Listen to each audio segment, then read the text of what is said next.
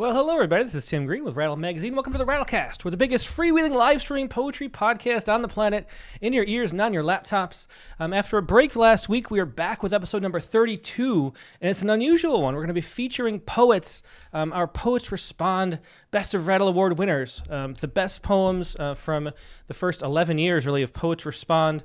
We're going to talk about that and a whole lot more with a whole bunch of people we have on the line. We have 10 of the poets from this anthology. About half of them were able to make it tonight. We're going to be talking about news poems and just how to make poetry relevant with current events. And these are some of the best people at it. So we're really looking forward to that. But in the meantime, we're going to start out like we always do. Or I guess I should say, though, that Rattle is a publication of the Rattle Foundation, a 501c3 nonprofit working to promote the practice of poetry. We've been in continuous publication since 1995 and are unaffiliated with any other organization.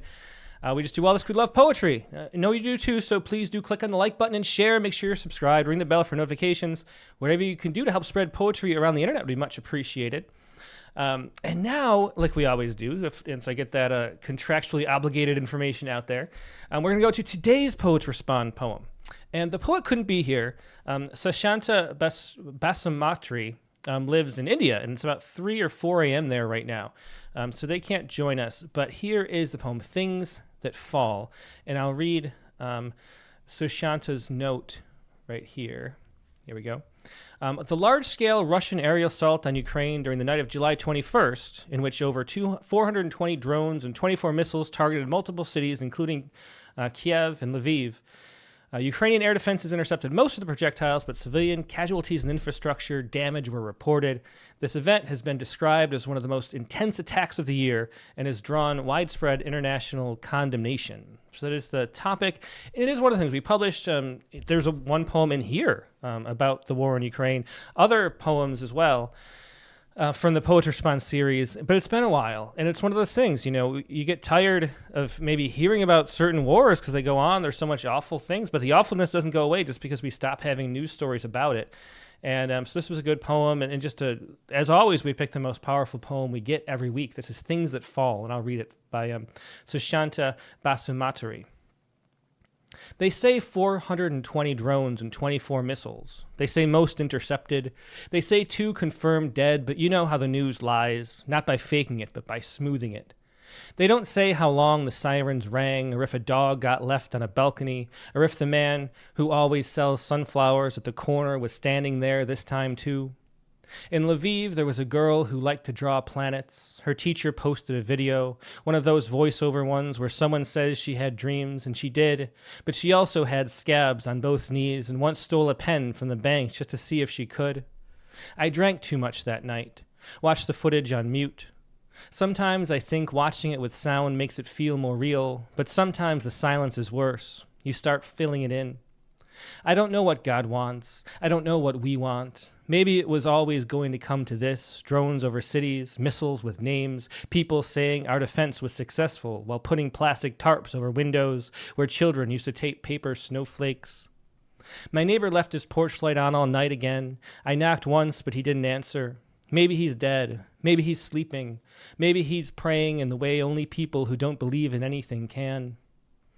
There's a way a city leans after it's been hit. Not physically, I mean it like a person who's just gotten bad news and hasn't sat down yet. One kindergartner's roof caved in, one subway station flooded, one woman lost her hands. Try writing a poem with no hands. Try opening a can of peaches. Try anything. I used to think words could stop a war. I used to think language had a kind of backbone. But now even metaphors feel embarrassed. Now even hope has to be rationed. I would send this poem to her if I thought it could reach her, if I knew her name, if I thought the shape of this sentence could carry what didn't burn. But I don't, and I can't, and even if I could, the signal wouldn't hold, not with all that smoke in the sky. So, powerful poem with some wonderful lines by Sushanta Basumatary about, of course, the war ongoing in Ukraine. Things That Fall. And then we're going to take a quick break and go to our main feature today, which is all those wonderful poets from Poets Respond.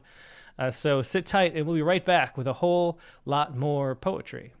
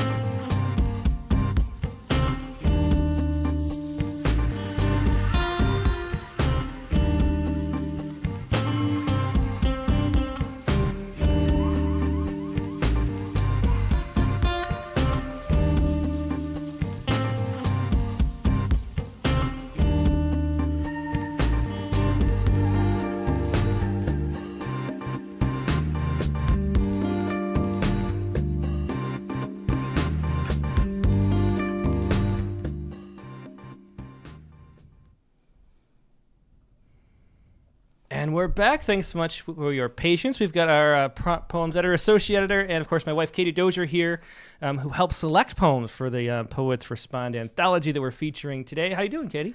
I've been looking forward to this episode for quite a while. A lot of my favorite poets are here, so it's very exciting. Yeah, well, definitely. And I love Poets Respond. It's been really the highlight for me for so long of everything we do at Rattle, because it like ties me to the news personally in a way that's really been meaningful over these 12 almost years. And I don't know, but what was your perspective coming in on Poets Respond? Well, I have to say, when I first heard about Poets Respond, so long before I was affiliated with Rattle or had met you, I just couldn't believe that it existed, because it seemed too good to be true to be able to submit a poem by Friday night, hear back the next day to, one of the absolute best poetry magazines. It just seemed too good to be true. So much so that I decided to do the math. Mm-hmm. And I was like, I'm going to get published in Poets Respond. And so I thought, as an average poet, if I wasn't giving myself any sort of edge like that, if I submitted 3 times a week in 500 days, maybe I would be selected. And I did the math, and then the next day I got an acceptance the first week, which was part luck and part strategy, because I went for the obscure poem, so I had less competition was my strategy, at least. But I have to say, getting that acceptance, it was a huge moment for me. I didn't know how huge it would turn out to be, of course, in my life later down the road. But even in that moment, just feeling like, wow, I'm going to get to share my poem with this many people, I was really excited. I mean, the daily poem goes out to 25,000 people now. Mm-hmm. Yeah. It's really a staggering thing. Yeah. Yeah. And that first poem of yours, that was Transitory, which I had no idea who you were, of course, at the time. And so I picked it because it was so unusual given the subject matter. Like, there's so few poems. I remember I used to have a presentation actually about like what you were looking for in poetry, mm-hmm. and what you publish. And one of the topics was like write about something different, so many poems about the same things. And there was an example. There was a poem we have by Tony Trujillo called mm-hmm. Alan Greenspan that's about Alan Greenspan. And it makes him seem so interesting. And I mean, you think he's such this boring old man. And he had this whole like musical background and things like that. And it just brought Alan Greenspan of all people to life. And so your poem was about inflation. Mm-hmm. So, like, how many poems are there about economics? That was exactly my thinking. Thank you for saying that. That's what I was trying to do. And yeah, it's really fun to get to read poems about things that are different, Mm-hmm. And I think that's what's really exciting too. And part about this anthology is that we have poems that are the main stories, and then we also have more fringe poems, and they're all important stories in the mm-hmm. world. Yeah. And so we put together this anthology, which was your idea, mm-hmm. We should say. So why did you think about this as something we should do?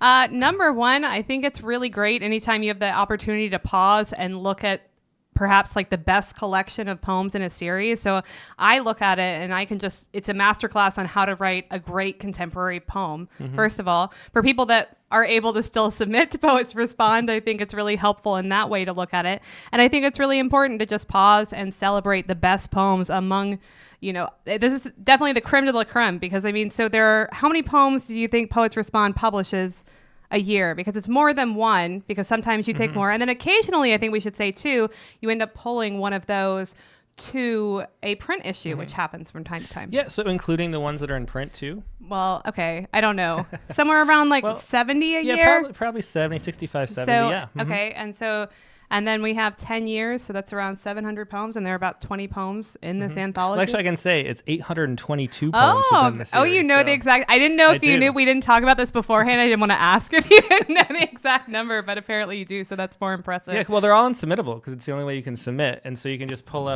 up the total. And then see the 820. 822. Yeah, well, that's great, and I have to say, too, I'm really glad that you started this, and I think that I know you've told this story before.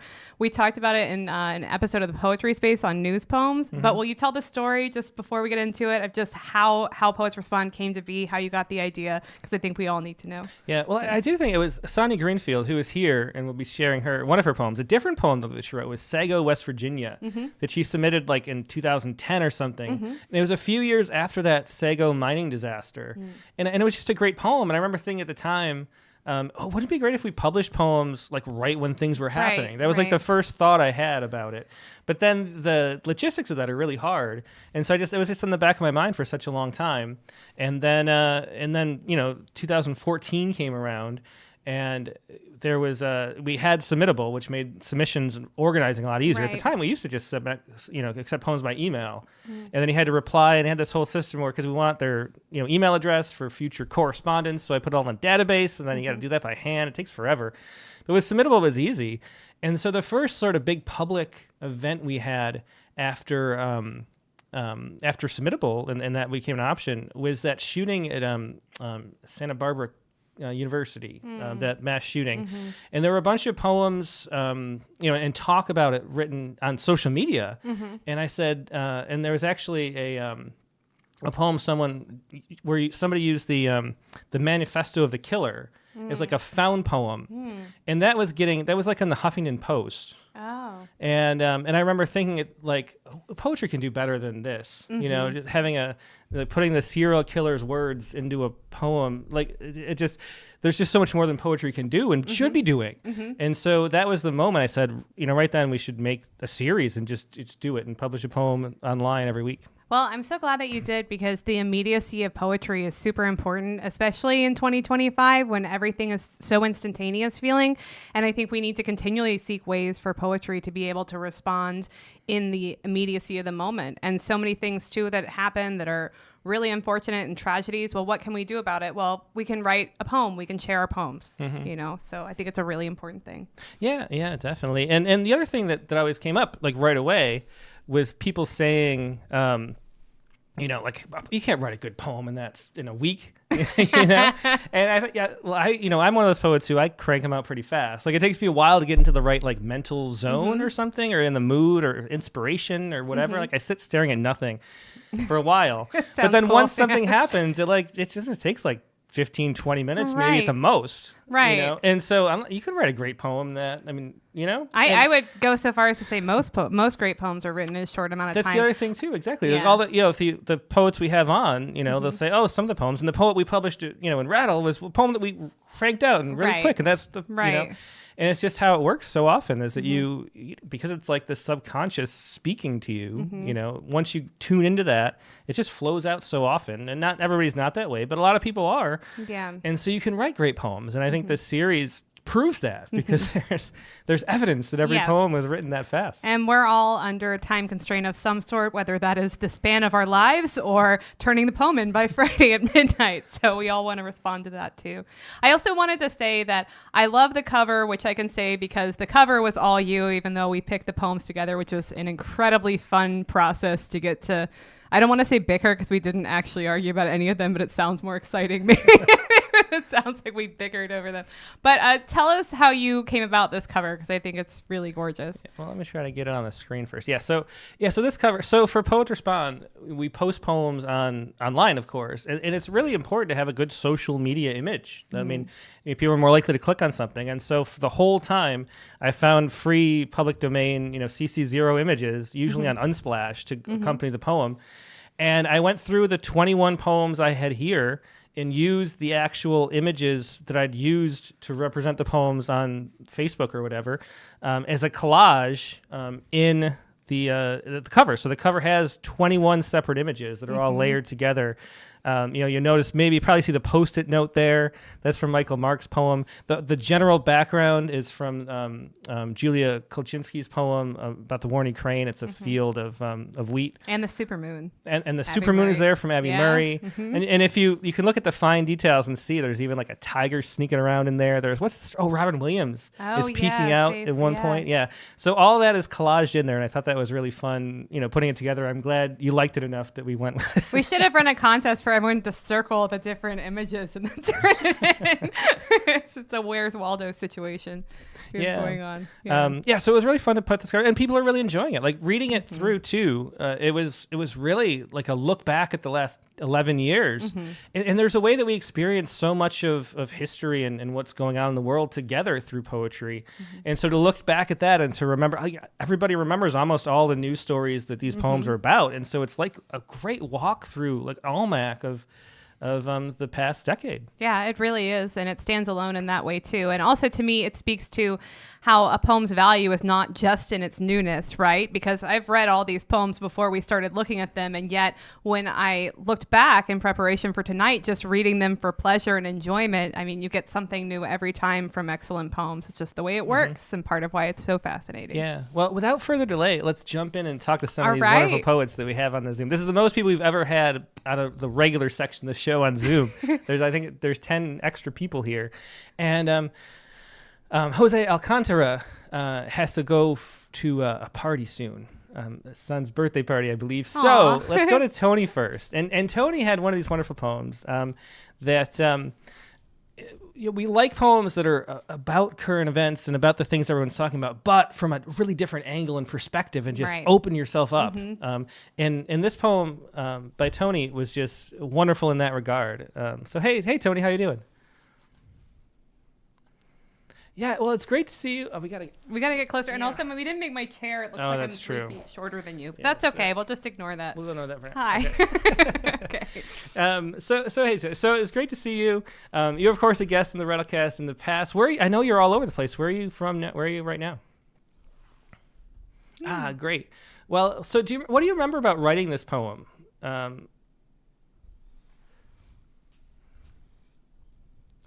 Anyone's been there. So it's like 10 miles outside of Aspen. It's just, it was in April, I think, and I was just hiking on this trail. If you've seen the photos of the Maroon Bells, it's an iconic picture of Colorado. It's one of the things that people think about with Colorado. And I was just walking up this trail and seeing all these, there was still snow on the ground, but the little violets were kind of really small, but they were busting out, underneath snow. And that's what triggered the poem. Yeah, and then the poem. Do you remember the news story? It was the suicide bombing in Manchester right. that inspired it. Do you remember connecting the two? How that hike, in the news story, had the same place somehow occupied in your mind. Well, I was, it happened the day before the Ariana Grande concert. That bombing happened, and I just most of my writing I do outside, like 98% of it I do outside, and I was just. So that was in the back of my mind, but I really wasn't thinking about it, I don't think. It's just that when I said the word violet in my head, it sounds a lot like violence.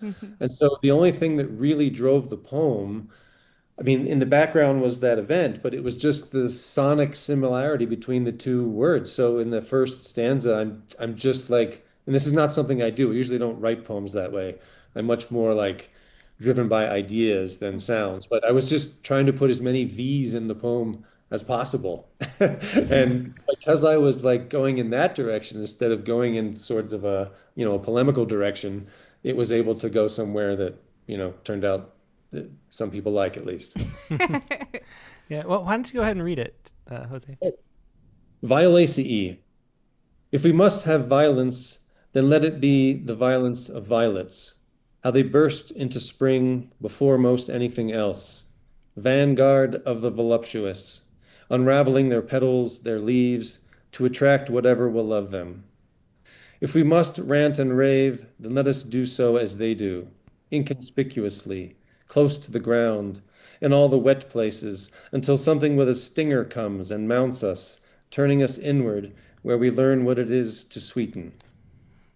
Yeah, and such a beautiful poem, and just doing that, taking something that's really a traumatic event, and there's so many of these events. I mean, there's one of the main topics that we have poems about are mass shootings. Like we said, it was the original inspiration was yet another mass shooting, which because those public acts of violence that are so horrific and hard to even wrap your head around are something that we sort of have a need, I think, to write poems about.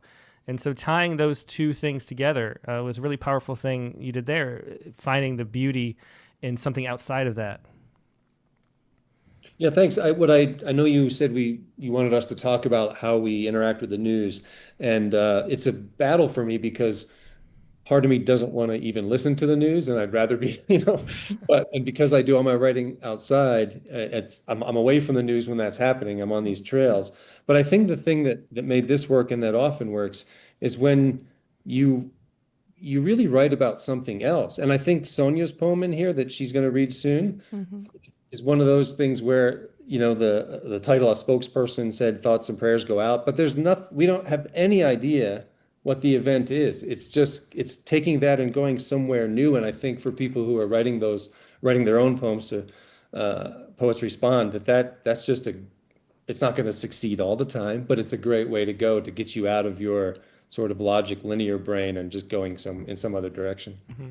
Yeah, well, great way to put it, as always. And looking forward to a poem from you in the fall issue too. We've got you coming up, so there's that as well. Thanks, Jose, for being here. Always such a pleasure. And get off to that party. Yeah, happy birthday to your son. Yeah, thanks. 22. Excellent. Well, happy birthday to him. Yeah. Thanks much. Take care, Tony. All right. Yeah, that was Jose A. Alcantara. He's got that poem, that wonderful poem, and a few poems in Poets Respond. Violaceae, if I'm saying that right. I think that's how he said it. Anyway, and we should say, too, if anybody has any questions, because you kind of know who's coming up, if you have any questions for these poets, please do leave them in the chat window. And if it helps, normally I say put question all in bold. Say, like, question for somebody, and put that in bold, and then we can pass that along. If there's time for that too. So leave any questions that you would as we go through these poems and poets. But now, as Tony segued perfectly for Sonia Greenfield's poem, which is the first in the collection, and one of the first poems, really it's one of the first poems that I absolutely love from the series. And that, as Tony already mentioned, was a spokesperson said, thoughts and prayers go out. Hey, Sonia, how you doing? I'm well. How are you guys? Yeah, we're great. Yeah, and it was you, and you're one of the record holders too for poets in Poets Respond. I meant to look up the numbers. I was going to ask who, but yeah, I think Abby, who's gone later, has the lead at this point. But it's always like Sonia and Abby are pulling ahead and going back and forth. And Alejandro Escudé, who couldn't be here but wishes he could, is up there too all the time. And so we talked a lot when you were on the Rattlecast about writing news poems. And it's one of those things where you sort of, I think if I remember right, you said it was sort of something that a blessing and a curse or something is not the way you put it, but you hate the fact that you're drawn to write so often, if I remember right, about current events. So it's something you wish you didn't have to pay attention to, but then that's the way the poems come about anyway. Yeah, and I think I've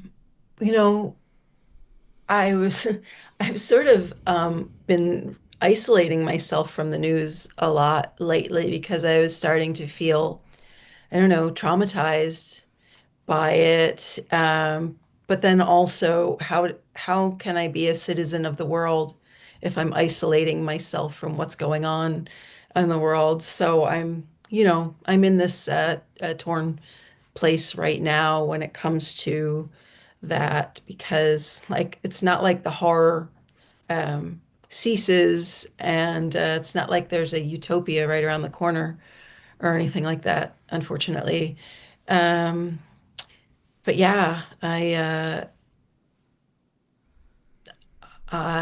it is a blessing and a curse to have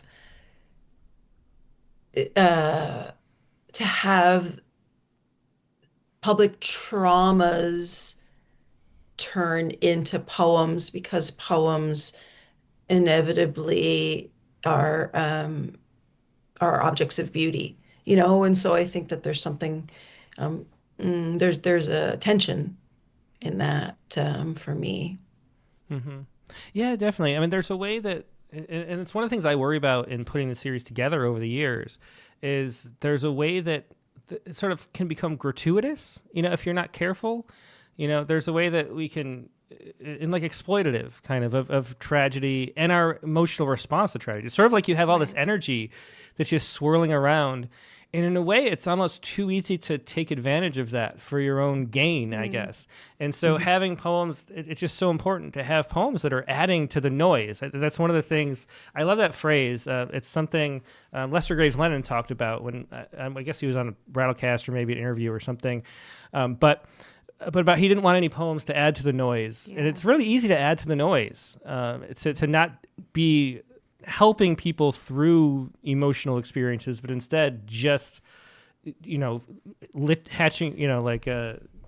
adding yourself to them. Attaching your name to a tragedy, and almost it can feel gross sometimes.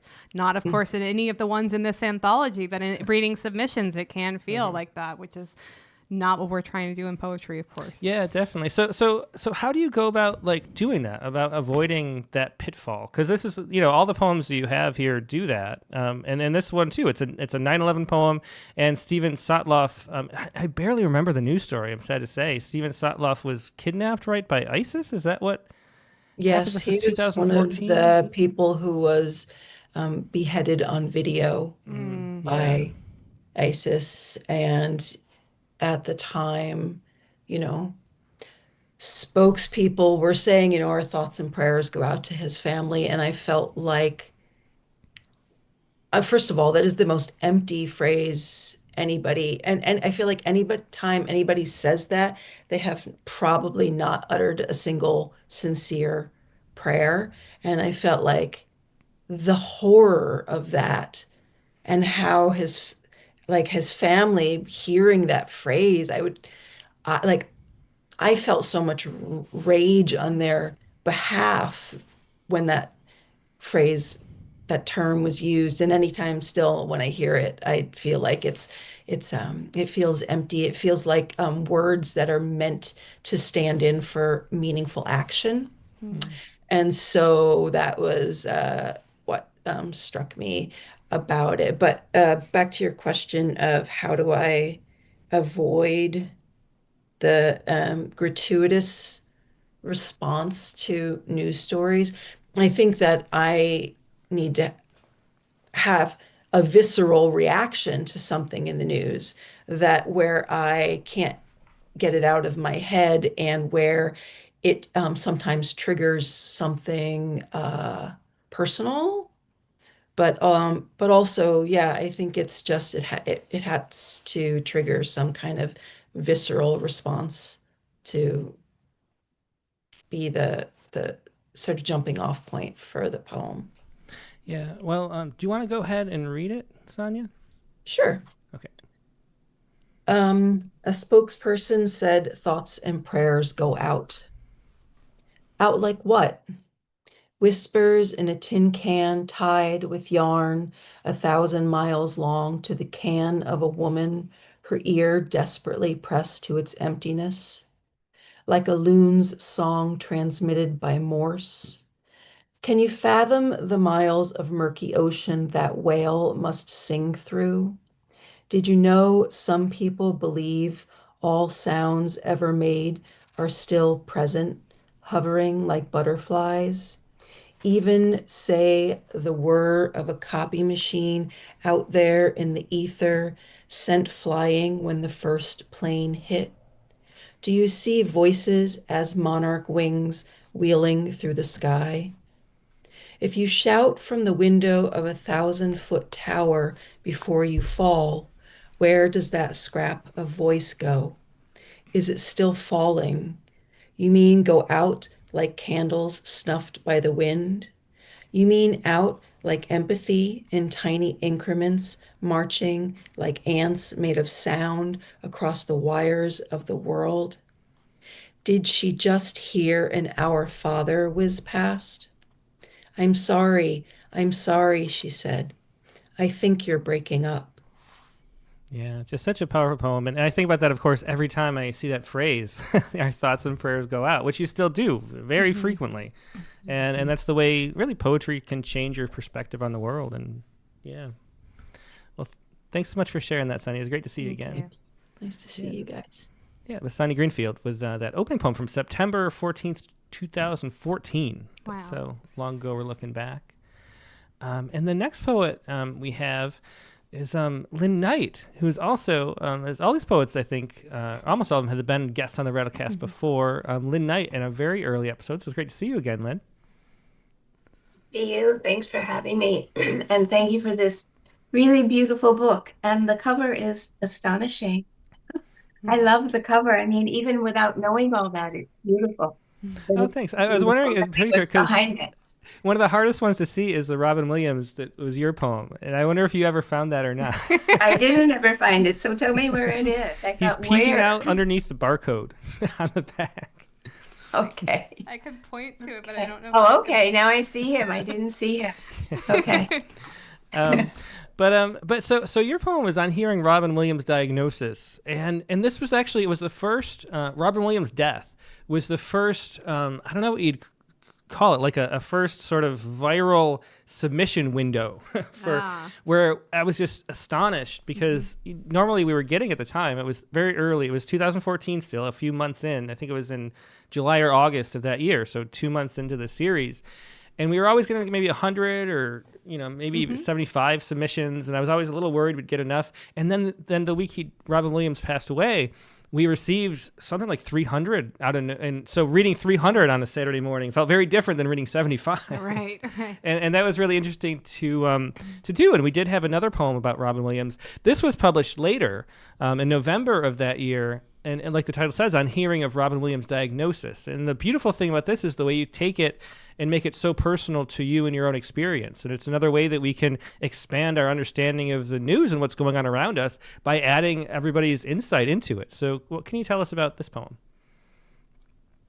My mother had Lewy body dementia. So when I heard why he had committed suicide, and he committed suicide at a time when assisted suicide wasn't legal in California.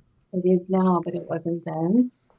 So, I mean, the circumstances of his suicide were brutal, but when I heard why he had done it, I knew why he had done it, and I felt a kind of increased sorrow and yet envy and gratitude to him for having done what he did and having found the courage to do that, because my mother suffered from it for 8 years, and it's terrible. And for anybody like Robin Williams with a mind that works at warp speed, to have to endure the slow crumbling of his mind, it was just the thought was intolerable.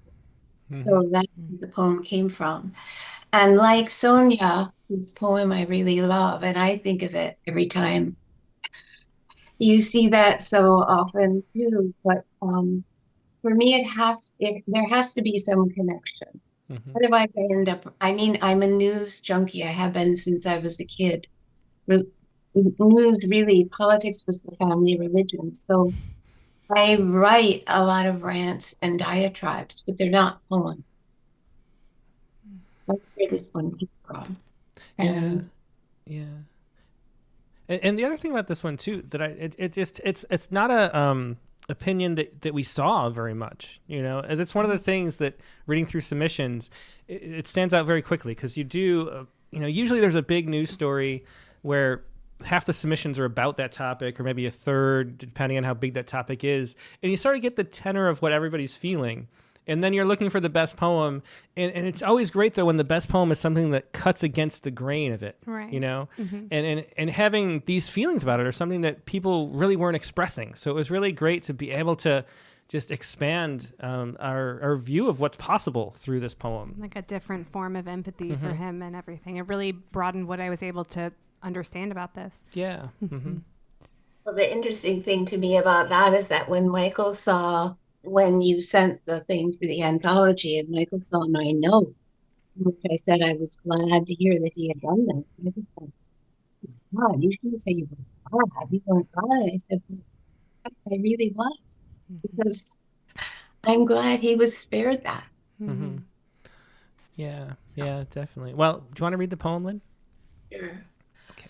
On hearing of Robin Williams' diagnosis, my mother had Lewy body dementia too, a new diagnosis, 8 years of losing all trace of herself, like someone following her shadow into a forest that got deeper and deeper until it became what Thoreau called standing night. Her name was Night, so sometimes I would think of her as standing night, her shadow lost altogether by then, her words, her understanding.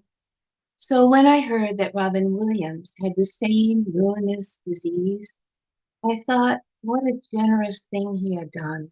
What a courageous thing. Without the help of drugs or alcohol or anyone, not wanting to implicate anyone in his death in a state where assisted suicide was forbidden. I thought if there were an afterworld where the soul is restored to its original form, my mother would find her way to Robin Williams and tell him he'd done the right thing, the thing she would have done if she'd known all she had coming. But I don't believe the soul continues. The spirit lives on in the hearts of others, so Robin Williams will live as close as it gets to forever. As for my mother, she'd be content to know how much my sister and I miss her, how we still talk to her, how we rely on her wisdom to stand us by on darkest nights. Yeah. That's such a beautiful poem and is so eye-opening to experience, which is what we're always looking for. Thanks so much, Lynn. As always, Oh, always such a thank pleasure to you. see you. Yeah. Thank you so much. Yeah. Yeah, it was Lynn Knight. And that poem from November 16th, 2014. So now moving ahead, the next poet up is Rebecca Starks, who had a poem that had such a great metaphor behind it that it actually won the Neil Postman Award for Metaphor. So it was really a wonderful that criticism that nobody can write a great poem in a week, and it's like a somehow disservice to poetry not to stew and mull over a poem for 6 years before you publish it. Yeah, I mean that was sort of blown out of the water by this poem by Rebecca Starks. Hey Rebecca, how you doing? Hi, good, thank you. I actually am someone who usually, before this, I always stewed over poems for many years. And this one I wrote in 2 hours. I remember because I was sort of like, I don't know if there's time. I had been like, it had been percolating through the week. I think like on Wednesday, maybe I heard the NPR conversation about how the NRA wanted guns to be like accessories, like an umbrella or something, like just an everyday object in the house. And so I think that was in there, but yeah, I didn't have time until Friday night. I was like, I don't know if I can edit. But I mean, I would edit it a little bit probably, but it was a new experience to try to write something quickly Mm-hmm. under that Yeah. kind of pressure. And what do you say? Like, did that change the way you wrote at all? Do you write more frequently now sometimes and mull a I little think I less? did, and it may be that like having stewed a lot over poems and revised them obsessively helps. Like maybe that gets in you, and Yeah. I would hope that that kind of can speed up the process eventually. I think I know sooner now if something isn't going to work, so I might abandon it instead of. It made me feel like either it's going to get there or it's not in that first draft, and if it doesn't, then just wait for the new inkling of something. Yeah. Yeah. Well, that's a great thing to talk about too a little bit. How do you know when a poem is not going to get somewhere? Because I think, so often you do see too, because there's no submission fee.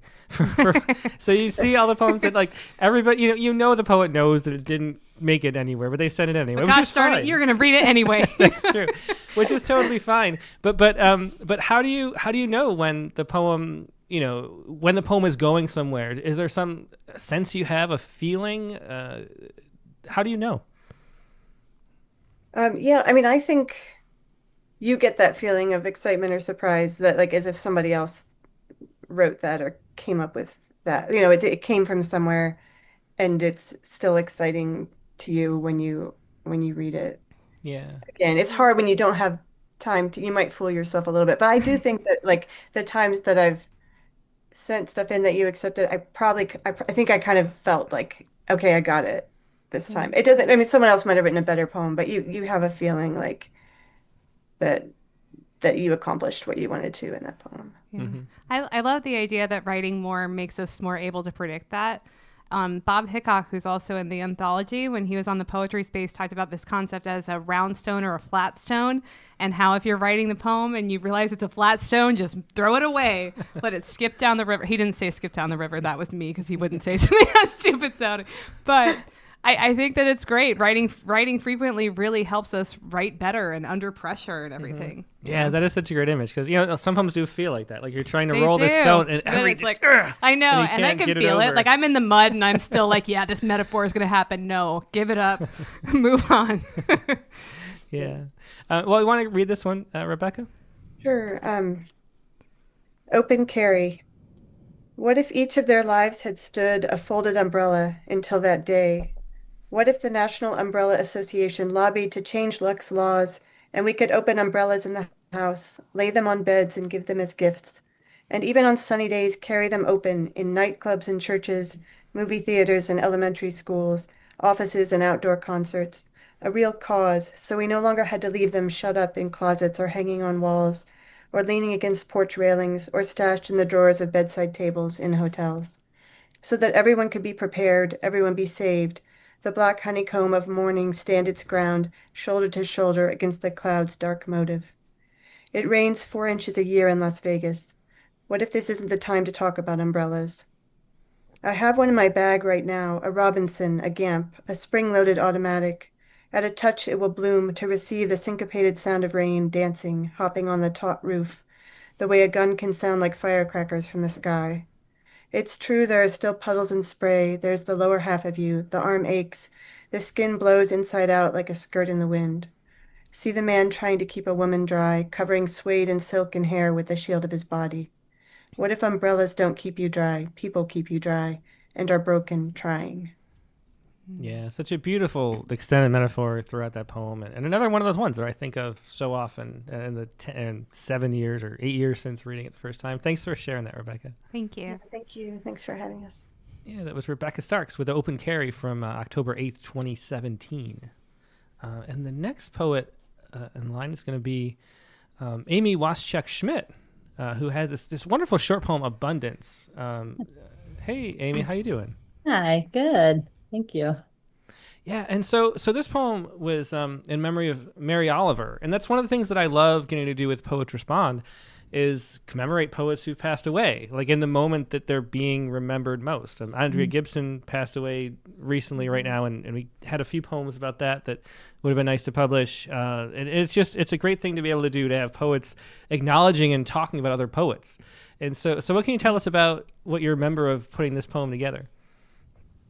Yeah, yeah, I think my memory of this is that it was winter, obviously, and at the time we lived in northern Minnesota, right up by the Canadian border, where it's winter from about October until May, and it gets dark at 4 o'clock in the afternoon, and winters can be very bleak.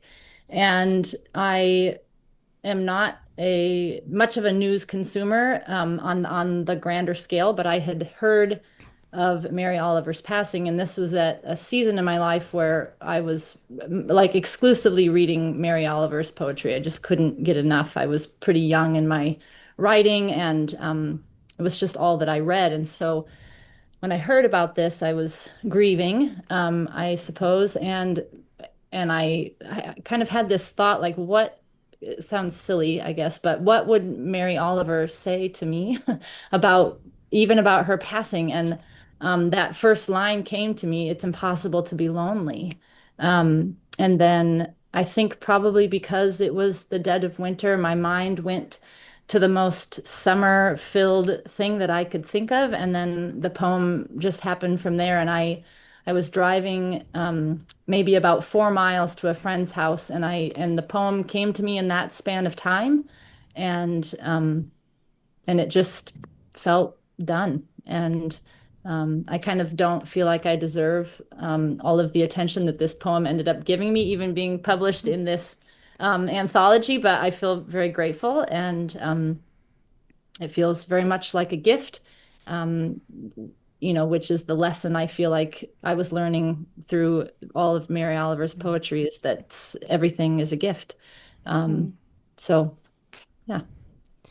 Well, I particularly love the title because even in the span of such a short poem, like the title really grows to me, because I'm left with this taste of that Mary Oliver gave us an abundance of everything by putting such beautiful poetry out in the world while she was alive. And so I feel like, if you title a poem Abundance, then the question is, it's an abundance of what? And at first it's the scent of the orange filling the kitchen, which is so impactful to get a poem that focuses on scent, and then to have it expand in the way that it feels like a Mary Oliver poem, but in the best way, where it's an homage and not, just trying to sound like we're writing like Mary Oliver, even though I would love to try to sound like Mary Oliver. But I was curious about how you managed to walk that line so well, where it pays respect to her writing, to her as a person, but also doesn't sound like you're trying to write like Mary Oliver.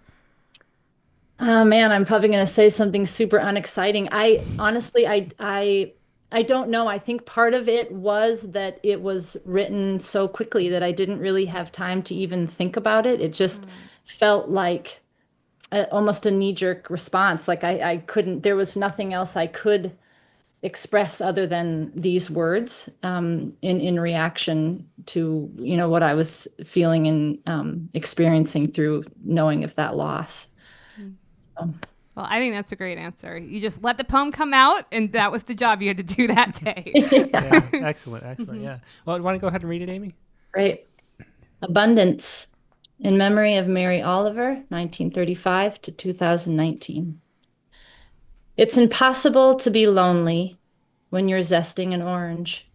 Scrape the soft rind once, and the whole room fills with fruit. Look around. You have more than enough. Always have. You just didn't notice until now. Yeah, it's such a beautiful poem, and it's definitely my favorite poem, of all the many written after in memory of somebody. It's a beautiful one. Thanks so much for sharing that, Amy. Thank you. Yeah, there was Amy Schmidt with Abundance in memory of Mary Maybe Oliver. that's why I bought so many oranges at the grocery store yesterday. I didn't think about that. I bought way too many oranges for no reason. They're not even in season. Okay. That's great. All right. I should say, too, if you're enjoying this conversation, make sure you click the like button. As always, there are twice as many people watching live, at least, as are clicked the like so far, and that helps. And once again, if you have any questions, Dry Montito had a great question in general, which we'll pass along later, I think. But if you have any questions for any of these poets, please do leave them in the chat window on Facebook or YouTube, and I can pass them along as we go. Make sure Facebook chat message actually working. Yeah, they are. Okay, good. So next we have, Dorianne Laux with Lord of the Flies. So now we're getting into the COVID era. And this was another just avalanche of submissions. I mean, the one week during COVID, we had 1,237 submissions. Wow. And so that was like, it was interesting because, everybody was going home from work and the kids were home from school.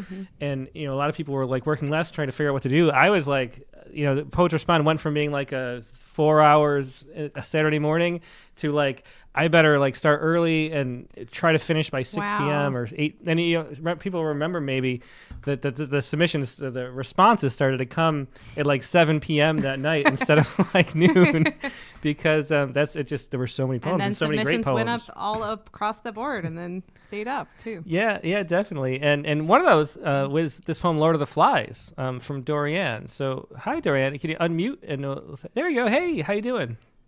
Great, thanks. Yeah, it's great to see you, and great to have this poem and other poems of yours too. And this was one of those. It was. I'm trying to scroll down to find it again so I can see the date.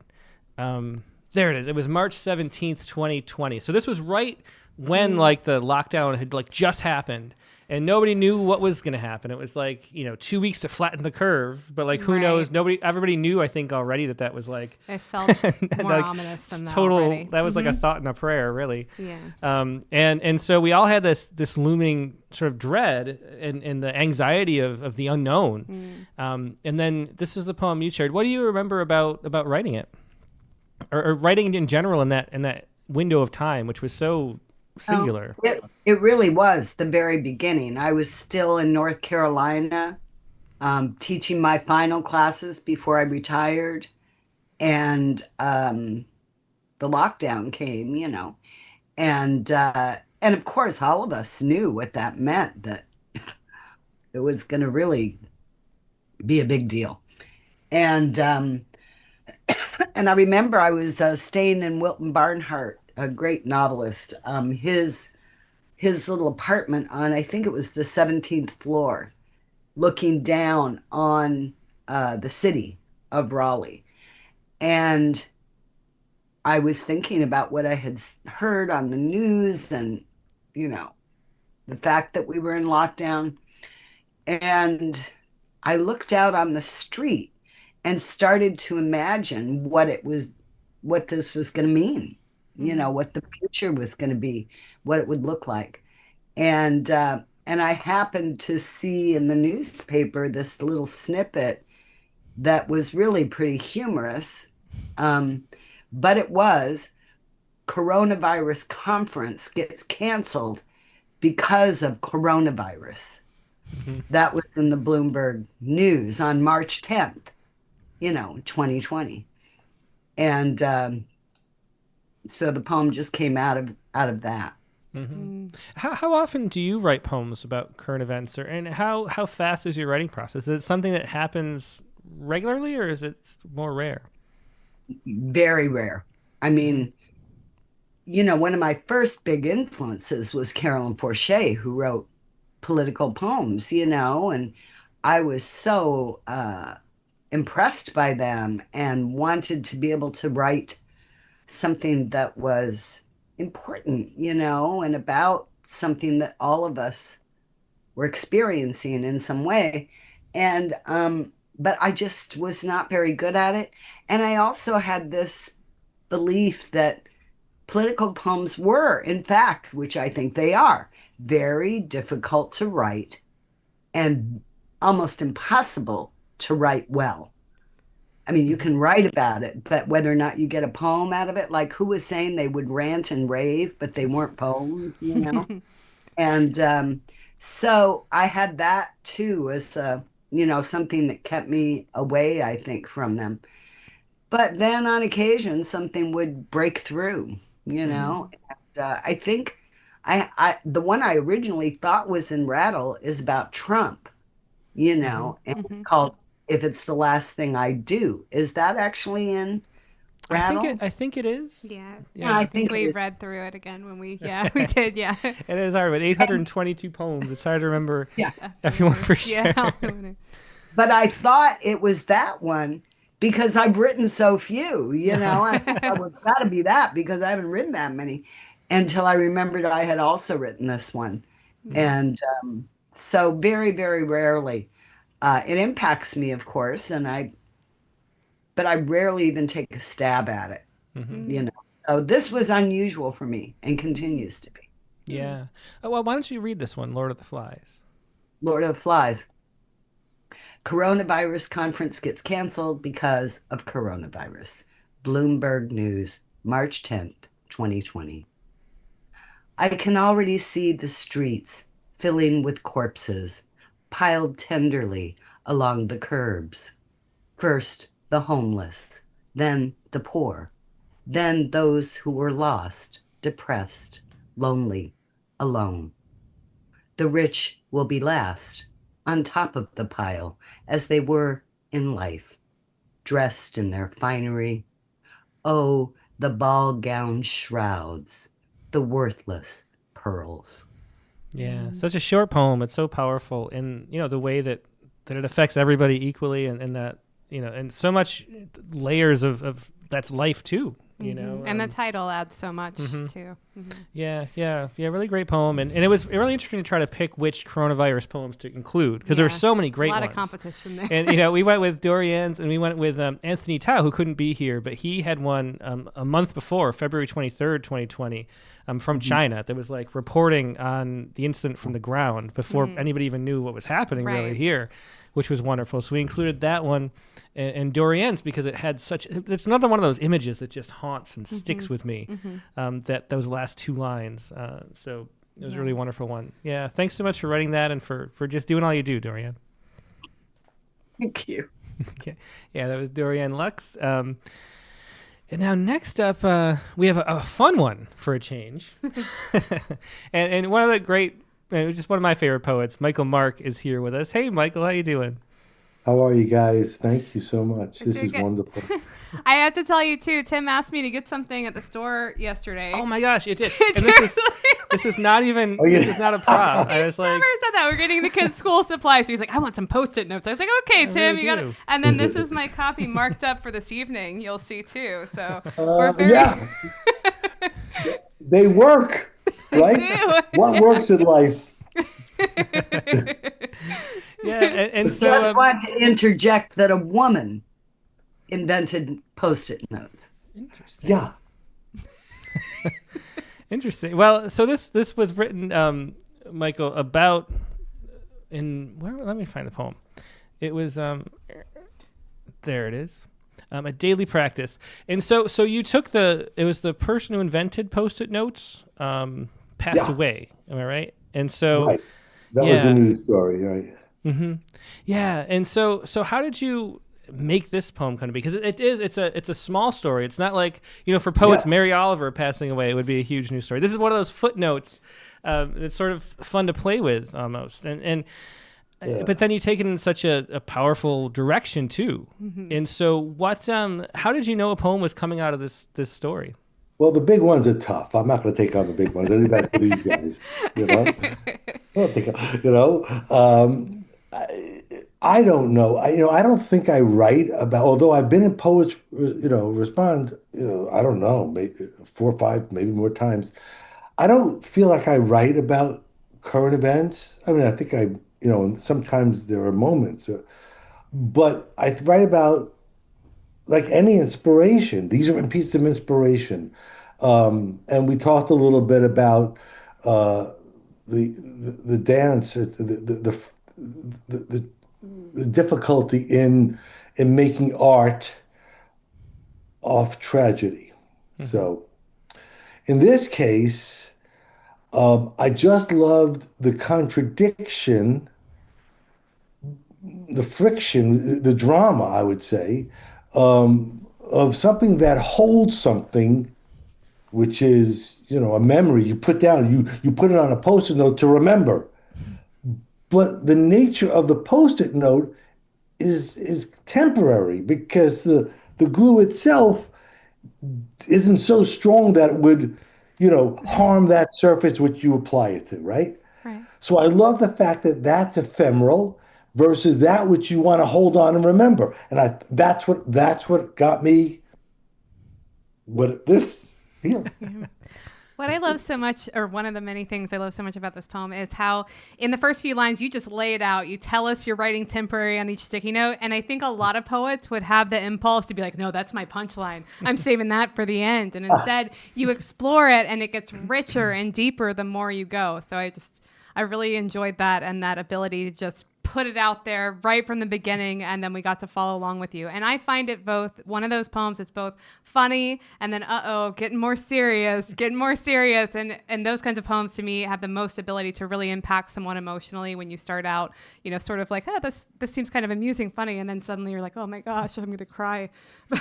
So Well, that's nice to hear. Yeah, Thank that's you. a great point, Katie. And I think and that's always what strikes me so much with your poems, Michael, is that you are seeking and searching for wisdom as you write. Yeah. Like it's so apparent every time, And I think, that I had a great punchline is never enough, Right. that putting it at the top is a great example of, I think, If how I you was go. funny, if I was funnier, I think it would be enough. Those punchlines.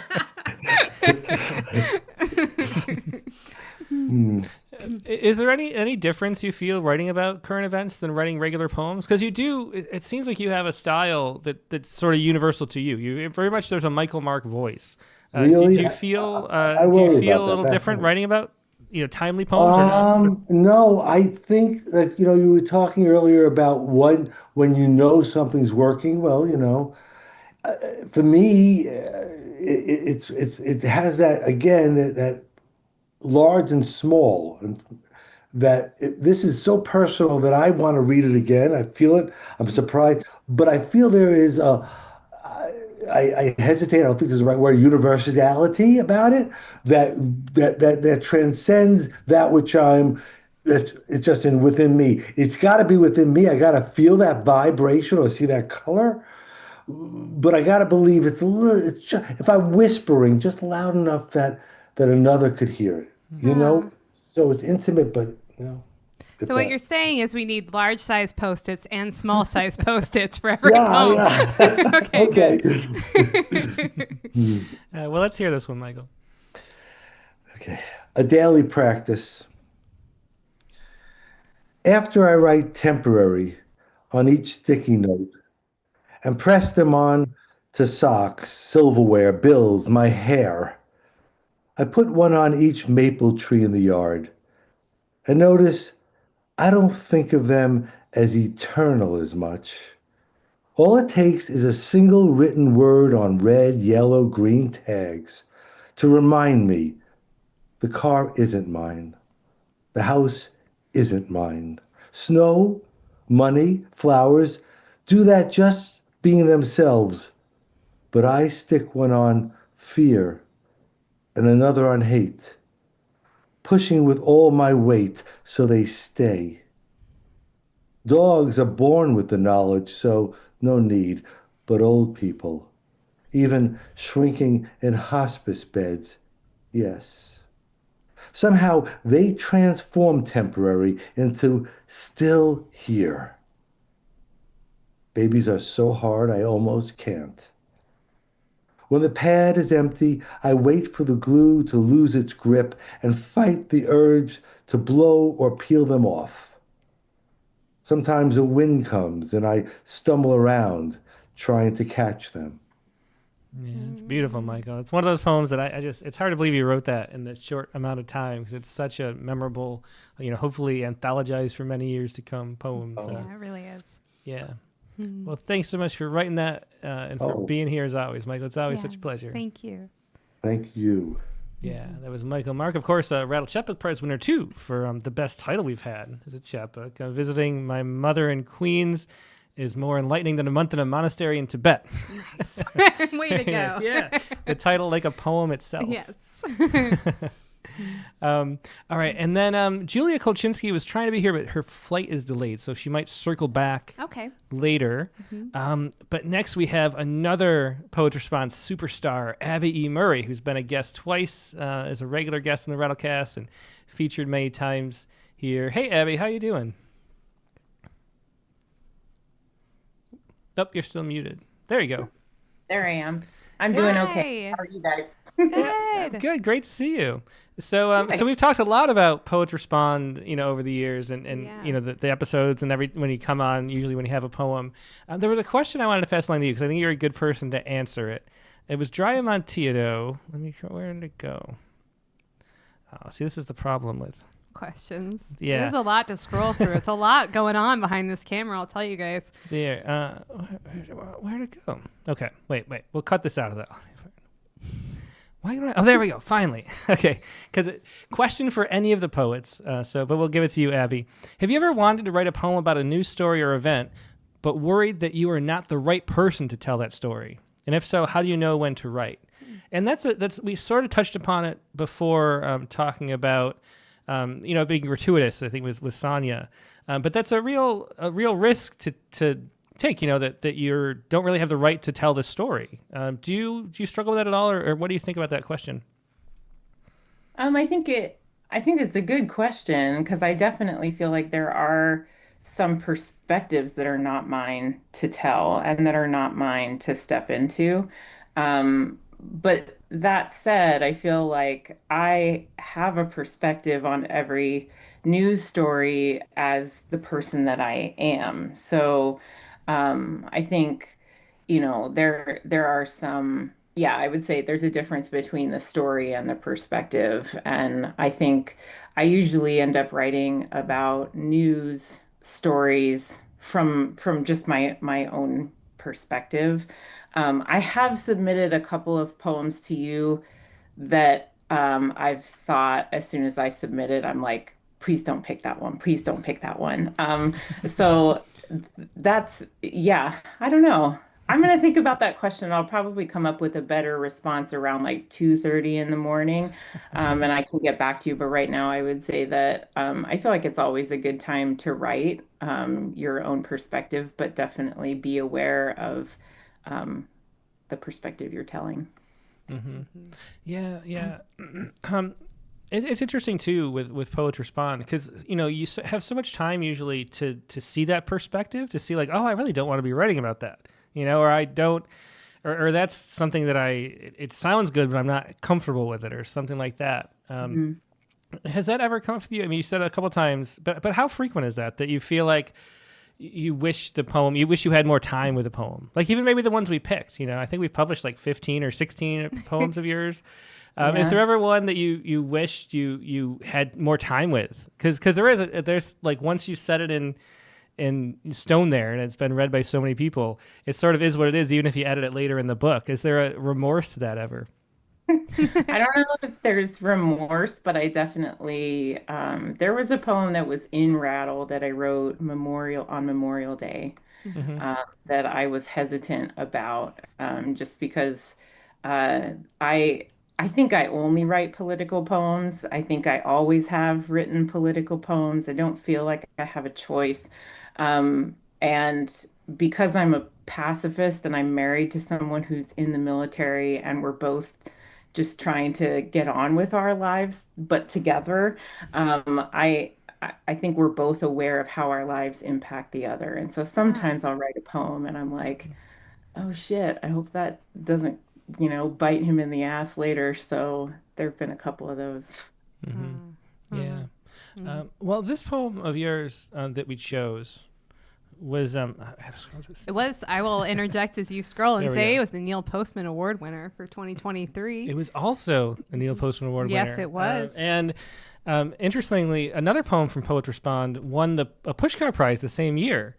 Yeah. And so if it wasn't the one we picked, which goes to show you how those prize anthologies are always sort of a crapshoot. Mhm. And but we love the Supermoon poem. What do you remember about this? Because so often you take on a topic that's going on and that people are all thinking about, and you turn it personal so well. Often bringing your daughter into Yes. that, because that's just one of the many things your experience is living through, and taking it to that personal place is always such a profound place to go. But what do you remember about writing this Supermoon poem? This was one of those poems where I think a lot of poets are collectors, and a line will stick in your head, or you'll see something happen when you're at the bus stop and you're like, "Ee, I need to remember that." And I'm not really sure why yet. And I end up forgetting most things. But it was stuck in my head that my daughter had asked me if it was worth it to grow up in such a cruel world. And, she's been exposed to news stories for her whole life. And, um, just her point blank asking me, is it worth it? We were walking to her school bus in the morning, and that stayed with me until then we had a supermoon, and she was really excited about it. They had talked about it in school, and we live in the Pacific Northwest right now. And so, of course, we go out to see this eclipse, and it's a bunch of fucking clouds. Like, you're not going to see the moon. And like, so it was. I immediately, though, was like, it's still there and it's still happening. And we had a conversation about it. And that line that she had said to me before came back. And so it kind of, I think you become a collector and then you'll see something else happen and that harmonic gets struck. And so you're like, ooh, okay, now I can go and write. Yeah, yeah. Well, another poem is just such a wonderful extended metaphor, and you think there's, I mean, Dorianne is the facts about the moon, and there's so many moon poems, and it's always like, oh, don't write another moon poem, and yet there's still things to mine on the moon that are just so profound, and that, the supermoon being there behind the cloud was just such a great metaphor for the goodness of the world still being there. It's another one I think about all the time. Do you want to go ahead and read that? Yeah, yeah. Well, and I'll say Dorianne was one of my mentors, so maybe I got it from Dorianne. And also I'll add to, if like, I think there's nothing that makes me want to write a poem more than someone saying you can't write about blah blah blah. So when people are like, "Oh, you can't write about a cat," I'm like, "I'm gonna write about a cat." And so, okay. This is called Supermoon. It doesn't arrive so much as continue to exist. This blue supermoon, exactly who she was just days before. When she's this bright, though, I tell my daughter, and this close, we give her another name. That's all. I want to add that human kindness is like this, never really changing, never gone. This week, she asked me if it was worth it, growing up in a cruel world. That's the name she gave it, the name it earned, cruel. So we sat outside at night to wait for something spectacular to prove itself. We craned our necks like tourists in a cathedral, expecting to see the tidy, timely face of God. And all we got was a persuasion of clouds so thick and cold, we had to guess where the moon might be glowing. We had to point where the gloom was thinnest and say, there, as if it was only as extraordinary as it was out of sight. For us, for now. But it was happening. It was true for thousands of years in a row. Yeah, such a beautiful poem, Abby. That was Abby E. Murray with Supermoon. And thanks as always, Abby, for being here and sharing your wonderful work with us. Yeah, of course. Thanks for having me. Yeah. Okay, and then last but definitely not least, as a poet who has had a whole bunch of, I'd say the best, consistently good political poems, like, you know, that have a political perspective and yet find nuance and interesting ways to take on that perspective. And the last poem in this anthology was one of those by Alison Luterman, Holding Vigil. Hey, Alison, how you doing? Hi, I'm fine, thanks. Thank you. Yeah, well, it's great to see you. And I do, you know, I hold you up as the example very often because so many people want to write the poems that you're writing. I think that's so often the case when we pick one of yours. It's like the poem that everyone's trying to write but couldn't get to. And I'm reading them through the submissions, and then there's the one that is, and it's Alison doing it. And it's similar to, I think, Michael Mark maybe taking that Post-it note poem a little farther than you expect. I think it's maybe pushing your poems a little farther than you start with. That's the key. But what do you think it is? How do you engage politically with poetry? Because it's something that, you know, that tendency to rant and just have, you know, our political perspectives out front, which sort of works at at some kind of mass meeting or something, or a protest. It doesn't work in a poem. It's not the same function. And so you make poems that sort of manage to straddle that line really well. So how do you go about doing that? I don't know. That is my honest answer. I have no idea. I write a lot of them, and not all of them work. I mean, honestly, there's a percentage of them that work, and there's a percentage that don't. I think the ones that work are the ones that find the personal inside the political. Because, I mean, we all, you know, the news is the news, and many of us are feeling very similar ways. So it's not like, you know, my opinion, I have a million opinions like we all do, but I don't think that that's the most interesting thing to lead with is one's opinion. I mean, if I were writing an op-ed, I would write that. But in a poem, you're not leading with your opinion, you're leading with your experience of what's going on. And I think, you know, that for me, if I remember that, but it's, you know, sometimes I get strident, sometimes you've seen some of my failed attempts also. So, you know, it's not like every time I hit it out of the park, but, you know, I do take a swing a lot. Yeah. Well, I think there are many reasons that this was an extremely popular poem. Wasn't it even the most viewed poem? Or ranked right up there of last year? It was the most viewed last year. I think it was the second or third most all time. Because it was the most recent viral poem from the series. We had another one early in the pandemic by Sherman Alexie that went super viral too. This one just went all over the place. It was the day before the election, November 3rd, 2024. So just 9 months ago, however long ago that was. And it was the Sunday before. So 2 days before. Everybody, that's all anybody could think about. It was so hard to sleep because, you know, so much is on the line going on with that election. And it was the poem people needed to hear at the time. And so it had 77,000 shares. Unfortunately, we lost our share counter when we changed the website because the way that Facebook charges for share counts isn't. That's a rant in of itself. That is a rant. It used to went from free to charge to more charge to untenable. But that many people shared it, and Robert Reich shared it too on his. I think the day before the election on his podcast, he read it, and it went all over the place. So, what did that feel like having a poem be read by so many people? First of all, oh my I God, don't know what that would be like myself. It was crazy. It was a crazy experience. And my cousin, who I reference in the poem, who I wrote it about, I told her about like the share counter thing on Rattle, and so she and I were texting each other continuously, like, oh, it's up to 2.1K shares on Rattle. No, now it's 4K. Now, and we would just text back and forth like she was on it. She was on your website like every hour on the hour. And, just kind of keeping track of it. And then when Robert Rice shared it, it was like, what? I just kind of my head was exploding. I didn't know, nothing like that ever happened to me. I'm just sitting here in my little study in Oakland with the motorcycles going by on the street, minding my own business. And then it's like this thing happened. So yeah.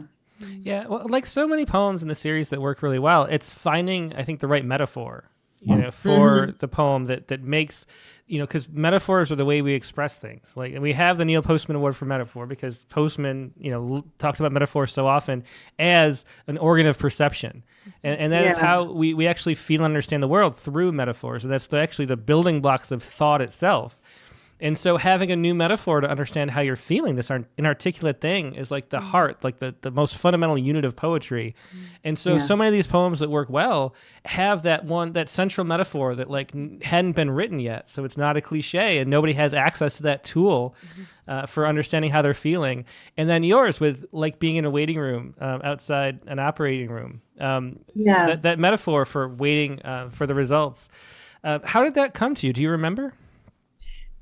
I think it was because it was a family member. It was literally my cousin did literally text me and say, basically my daughters, are asking, is it going to be okay? And I wish she said, what she said in her text was, I thought if I were Alison, I would be able to find the words, but I can't. And what she said made me think of that Anna Akhmatova thing about where she's outside the prison and some woman comes up to her and says, can you describe this? And she says, I can.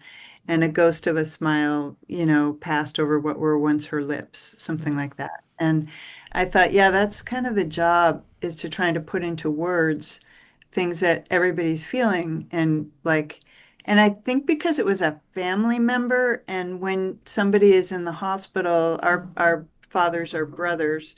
So, and they're both really old now. And so it's like, if somebody's in the hospital, who are you gathering with, and who's bringing you a cup of bad coffee from the cafeteria at 2 a.m? It's your family member, And I've done vigils like that, as many of us have, and so that was just there. And I think because she's my family, that came.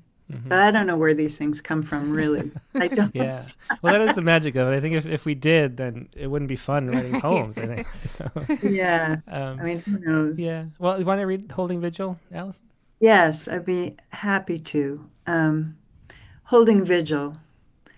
My cousin asks if I can describe this moment, the heaviness of it, like sitting outside the operating room while someone you love is in surgery and you're on those awful plastic chairs eating flaming Doritos from the vending machine, which is the only thing that seems appealing to you dinner-wise, waiting for the moment when the doctor will come out in her scrubs and face mask, which she'll pull down to tell you whether your beloved will live or not.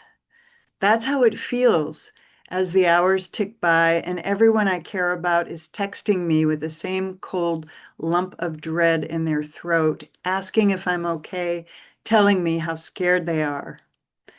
I suppose in that way, this is a moment of unity, the fact that we are all waiting in the same hospital corridor for the same patient who is on life support, and we're asking each other, will he wake up? Will she be herself? And we're taking turns holding vigil, as families do, and bringing each other coffee from the cafeteria. And some of us think she's going to make it, while others are already planning what they'll wear to the funeral, which is also what happens at times like these. And I tell my cousin, I don't think I can describe this moment, heavier than plutonium. But on the other hand, in the grand scheme of things, I mean the whole sweep of human history, a soap bubble, because empires are always rising and falling, and whole civilizations die. They do. They get wiped out. This happens all the time.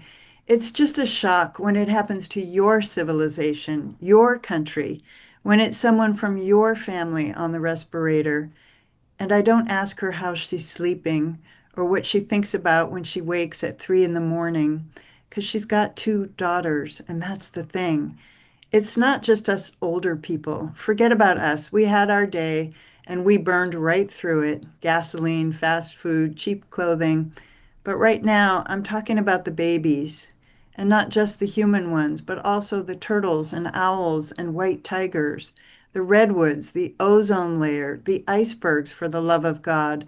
Every single blessed being on the face of this earth is holding its breath in this moment. And if you're asking, can I describe that, cousin? Then I've got to say no. No one could describe it.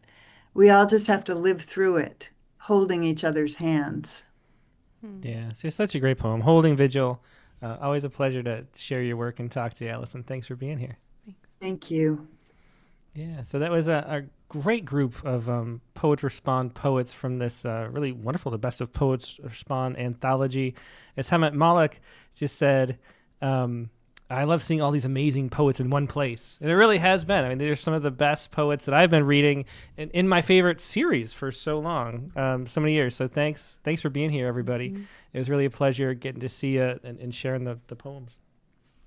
Mm-hmm. And we're, the time is growing long, so we should move on to the prompt line segment. We should. I was also going to say, too, thanks to everybody who writes regularly for Poets Respond, because there's so many regulars that submit great poems week after week, and those are really fun to get to read.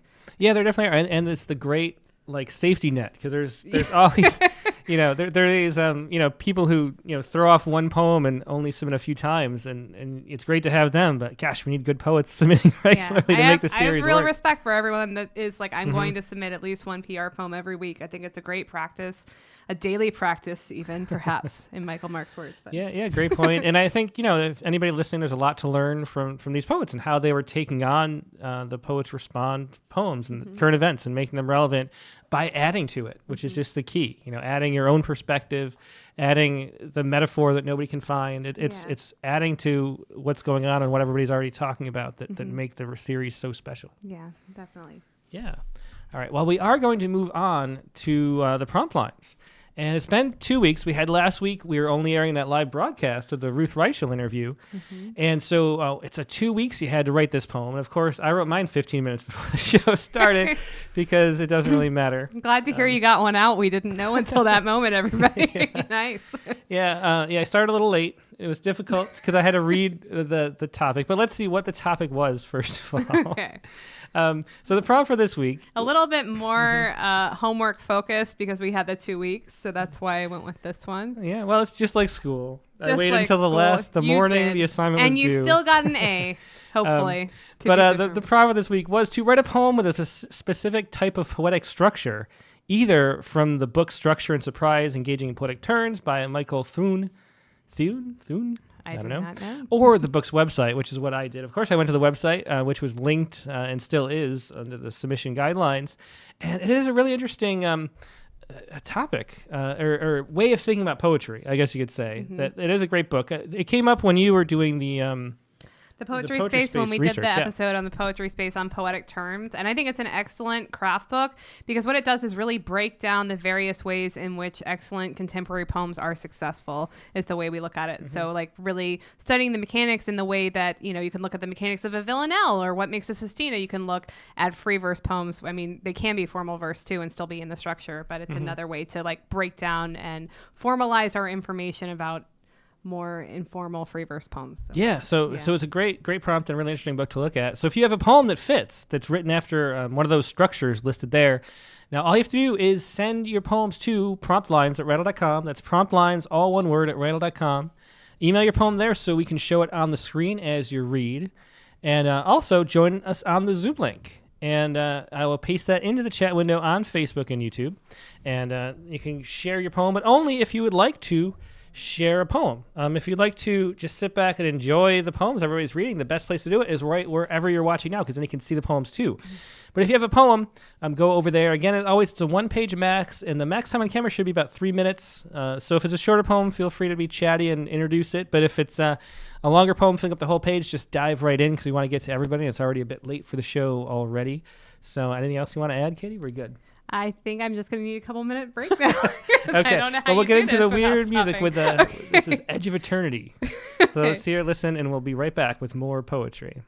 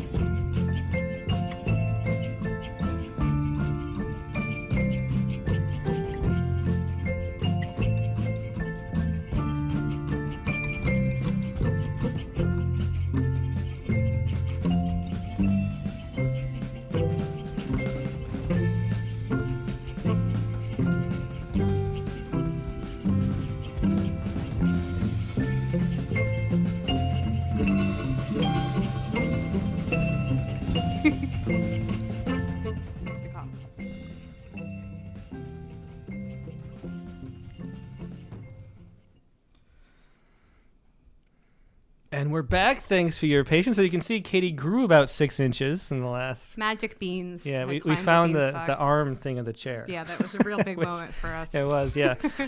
Okay, so as you said, the prompt for this week was to write a poem with a specific type of poetic structure, either from the book or the website Structure and Surprise, Engaging Poetic Turns by Michael Thune. Mm-hmm. And I hadn't, I think we talked about it a little bit, but I hadn't actually looked at what the things were. And it was interesting because it felt like it was like piecing together the book, the ways poems actually move, you know? I mean, that's basically it. There has to be some kind of turn, you know? If you talk about the American sonnet, there has to be that volta, but there has to be that kind of structure where it went somewhere. It can't sit in one place. And I think this is, Right. it was basically, from what I read in, you know, the few minutes, was, you know, it was the different ways a poem can do that, right? It's a cheat code to do that. And that's because that's how I found this book was with our Poetry Space episode on turns, because I was just, and it was not an easy book to find actually at the time. I also love how this author makes the resources so available on his website. Like he's giving it away for free. So I feel better encouraging people to buy it too, not knowing him at all. So I think it's a great way to break it down. Why is this successful? Yeah. Well, very cool. And a book, that we don't know the author, so it's nice to promote. Anyway, so your poem. So how did you? Which structure did you pick? I picked an emblem structure, and so I believe that is where you start out by describing the thing, and then you kind of meander off into what the thing means. You could argue most of my poems are emblem structure, probably, especially extended metaphor poems, which tend to be my favorite. So hopefully I passed my own test.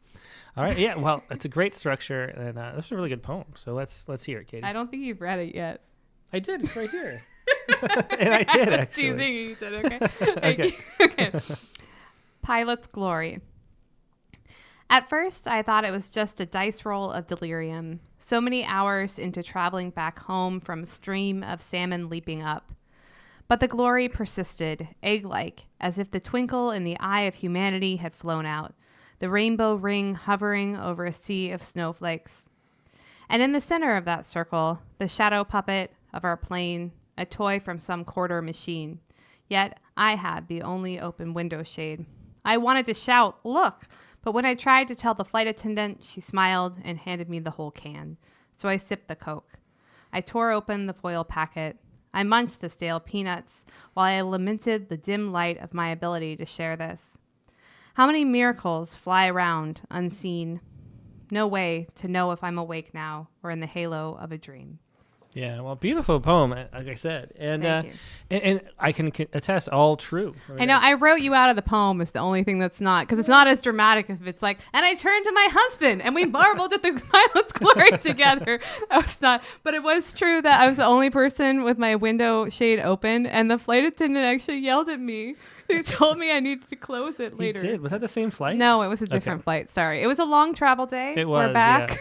Yeah. Yeah, we went to Alaska, which was really interesting and fun. Yeah, it was. Yeah, but it was like 13 hours back. So that was one of the two flights, I think. It was like 23 hours. 23. Oh yeah, I thought 23. Whatever. It's hard to keep. It was a long day. We're back. We had a really fun time. Yeah, we definitely did. And out that window was that Pilot's Glory. Yeah, which, it's absolutely crazy, like a real thing. And I was really, at first I was just like, am I seeing this? I really did think I was crazy.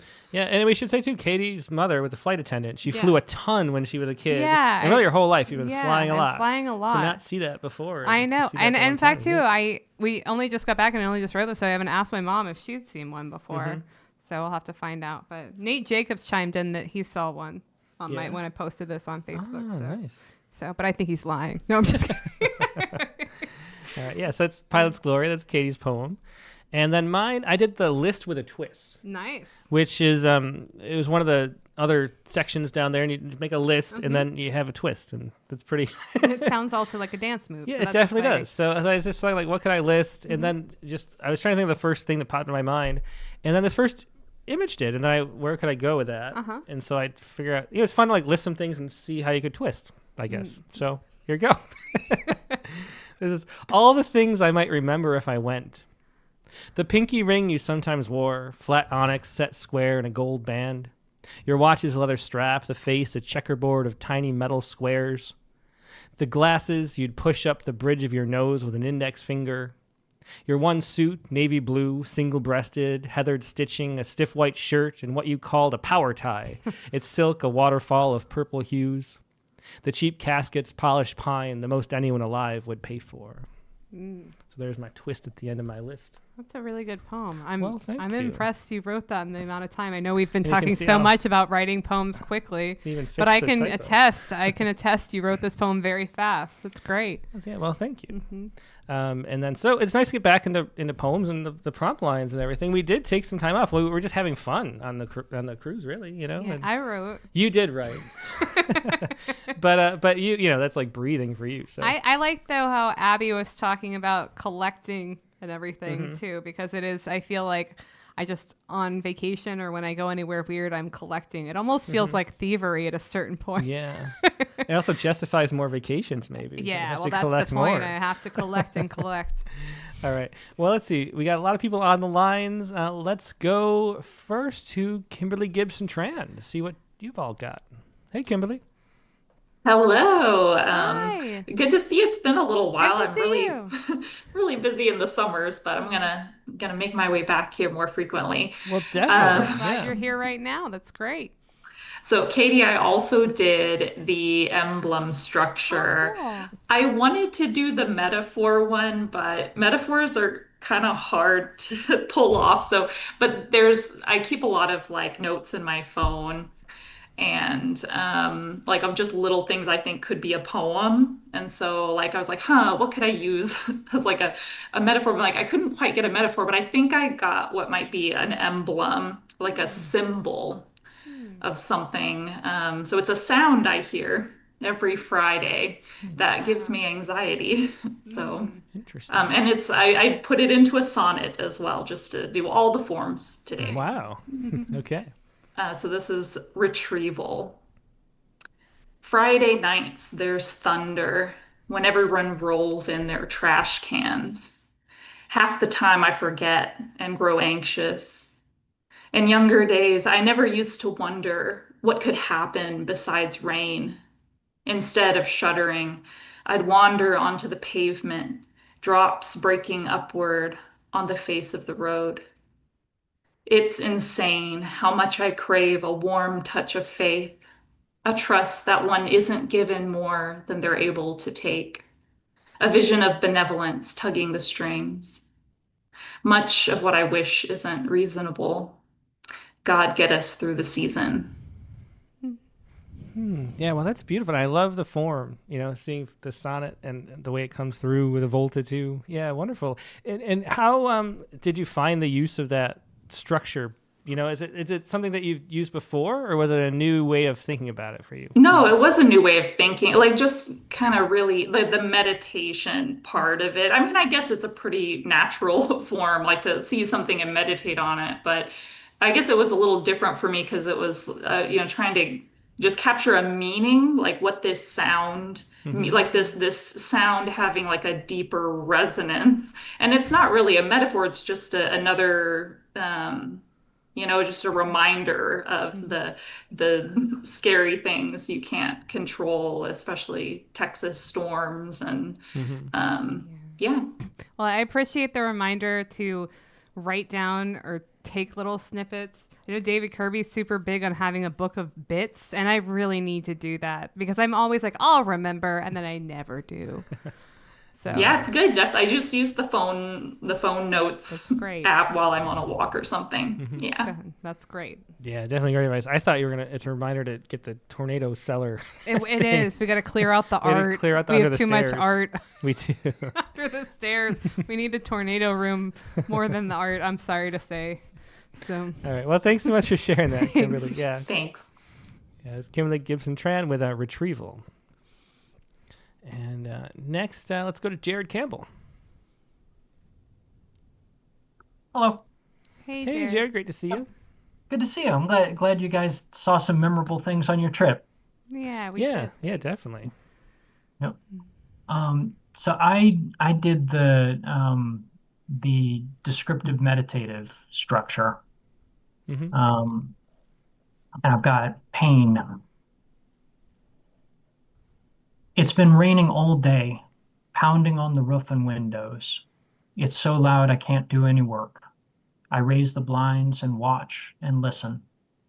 As it splatters on the pane, each droplet shouts a question. Is the world eternal? Is the world not eternal? Is the world infinite? Is the world not infinite? Is the body the same as the soul? Is the body not the same as the soul? Is there life after death? Is there no life after death? So many questions so quickly they blur into a roar. Each drop, relieved of its question, loses its shape and runs down the pane and out of view. They saturate the ground. They seep through my foundation and flood my basement.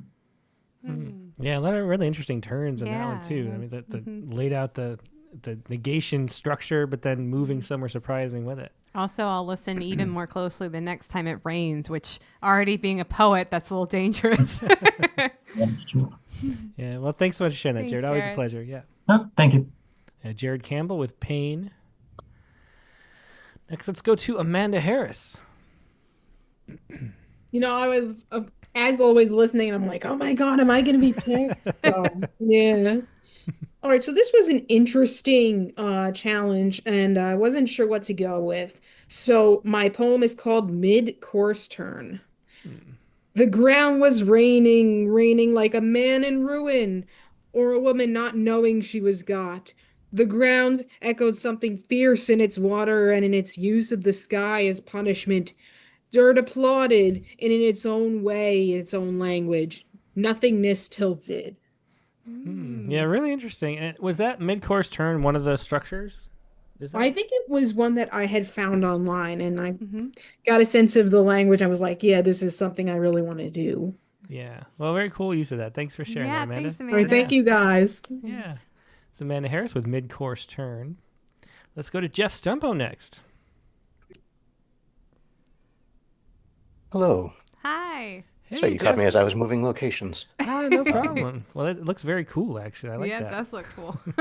Like, what are those cameras they have where they're right on the actor, Trolley, like following them around. That's Yeah. what he's using all the time. We know his secret now. I'm not going to sandbag the poem, but I'm going to tell you about the other poem that I sent in because I wrote two for this. Great. One that I wasn't intending to. But as I've said on previous Rattlecasts, I'm a regular at Slam Free or Die in Manchester, New Hampshire. About 5 times a year, they do what they call a wheel slam.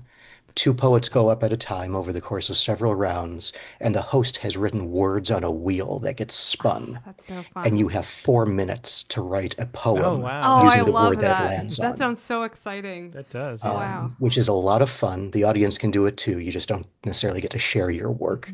And then there will be judges from the audience that are like either red or blue. And my son has picked 2 of the words that have been up there before, including lettuce and cockwomble. Oh, wow.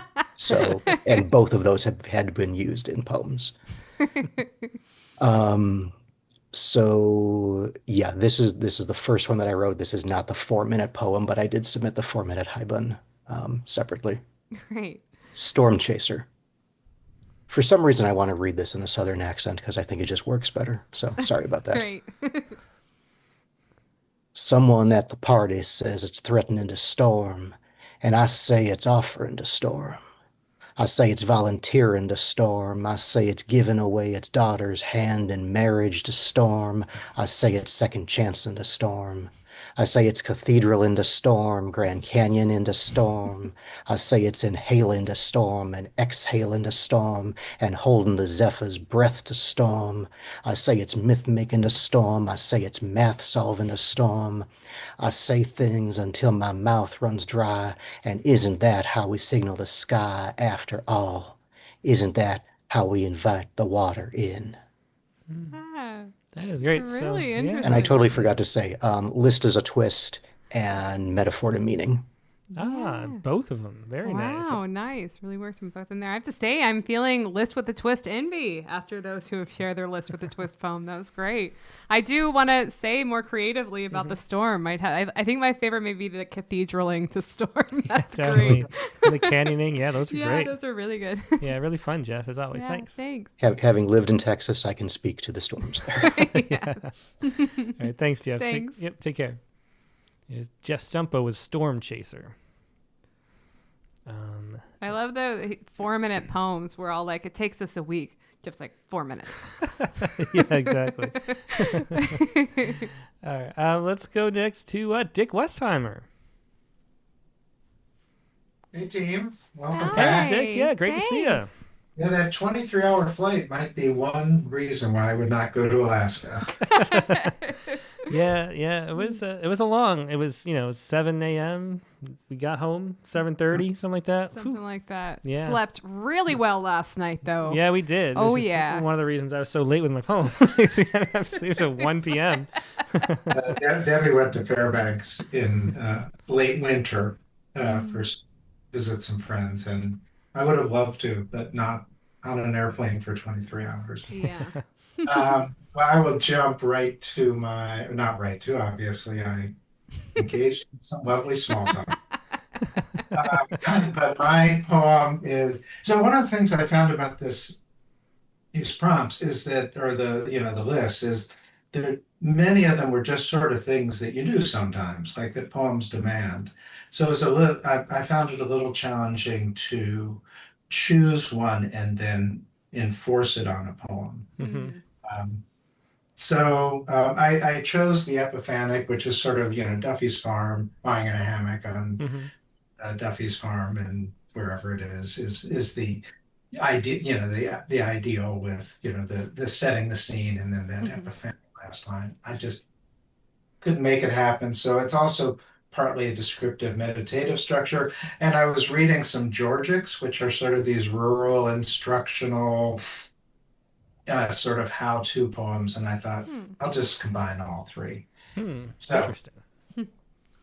if you want sweet corn to eat in mid-July, one, find a dry week in May.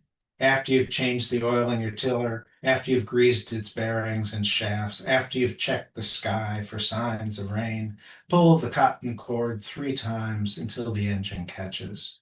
Turn under the winter rye you planted last fall. Rake the seedbed clean of debris. Run your planting line, mark your rows, jab your forefinger knuckle deep, and insert a seed. Treat it with metaloxyl if the soil temp is below 60 degrees. Every 9 inches, repeat. Wait. Each day go to the patch and breathe. If spring rains come in torrents and drown your seed, don't grieve. See step 3 above and repeat. If it's 2027, if it's 2025, buy more seed because you will iterate these steps 2 more times at least. 8, reflect on the problems farmers face in the age of climate change. If you believe in any gods, pray for the campesinos, pray that campesinos will find a way to eat. 9, go to the patch on hands and knees and weed and weed and weed. 10, on the 25th day of July, walk out in the humid heat with your 3 grandkids and show them how the tassels are browned. Shuck a single ear to assess if the corn is ready to eat. If an earworm is found, praise the ordinary nature of distress. 11, and though you don't believe in miracles, remember what such wonders take. A muddy rake and hoe, preternatural heat, the continuous failure of the normal order, to be prepared for a moment of glee when tender kernels yield to baby teeth. Hmm. Yeah, well, wonderful poem as always, and an interesting structure too with the lists. Yeah, thanks. Yeah. Thanks so much for sharing that, Dick. Yeah, thank you all. Yeah. See you soon. Yeah, definitely. There was Dick Westheimer with "If You Want Sweet Corn to Eat in Mid-July," and that's interesting. What Dick was saying with the structure and forms book, do you think it's harder to use it prescriptively than descriptively? Like it's easier to Yeah. look at a poem and say that's the structure, but then being like knowing you're going to go into that structure that's My why I picked the yeah. list with a twist. 'Cause, like I could do that without. My Yeah. instinct is that it might make the exact poem you're trying to write a little harder, but at the same time, I think it's better for like moving forward because it will be in your brain more the more you have to focus on it and look at it. And I do think that reading the whole book, looking at that and trying to let it seep into your subconscious is the best way. I mean, just like I think that most of the value of workshopping poems is actually for writing the next poem, not the poem that you're obsessing over every article on. Yeah, and what I was thinking about might be the most useful is like those times where you're like halfway through a poem and you don't know where you're going to like remember different ways of turning. Yeah, well, and then it's that like could having a be- map yeah. to a good poem in your head, so you can be like, I got to turn here. This poem is not going well Yeah, and as then I you head feel like, north. Oh, this looks like an emblem. That's how I could finish it. Yes, And exactly. so yeah. And if you ever think that, you have to call me into your office and be like, this looks like an emblem. That's a deal. Okay. Next up, let's go to Brian O'Sullivan. Hello. Hey, Brian. Hey, Brian. Great to see you. It's really great to see you. Um, it's funny you were just talking about kind of, I think, drifting almost or moving from one structure to another. That's kind of what happened to me a little bit. I started with the descriptive meditative structure, and I think it turned out to be something almost sort of kind of like a dialectical argument structure of thesis, antithesis, and synthesis, at least in my head. Mm-hmm. Anyway, but this is what it's also the classic grade school genre of what we did on our summer vacation, which doesn't Nice. necessarily always Great. lead to anything good, but that's what it is anyway. Um, so it's called Intimations of Mortality in the Irish Catskills. As an epigraph from Wordsworth, trailing clouds of glory do we come from the ode Intimations of Immortality in Earliest Youth. It was always a place that had seen better days, in need of a coat of green, white, and gold. The second eye in O'Neill House was already tilting away, far back as I can remember. But to us it was a twilight field lit by fireflies, or a creek of minnows where we'd hoped to catch a trout, or it was the smell of stale beer and sawdust at the Shamrock Inn, where we'd play that weird countertop bowling game and wave our fingers as horns from our foreheads while Pat Roper rolled his R's through the last unicorn. Or the dinner rolls served in the great room with individual pats of butter, my dad's definition of luxury. Or it was pings and flashes in the shack, where we played pinball and later asteroids and Pac-Man, next to the vending machine where I could find a cream soda, which I'd never see or look for downstate. And as I remember that shack, the kids by ourselves, I remember teasing and boredom fuel fighting, and really, we had already seen better days, if we'd ever see them. I remember no youthful clouds of glory being trailed across those green fields. But then, I'd never seen East Erm's glory days back when this annual 3-hour drive promised a dream vacation of Irish working-class New Yorkers before plane fares started to drop, opening loftier fields. As a kid, I barely noticed the photos of radiant grand dances in the 50s, when this was as good as it got. Now it was not.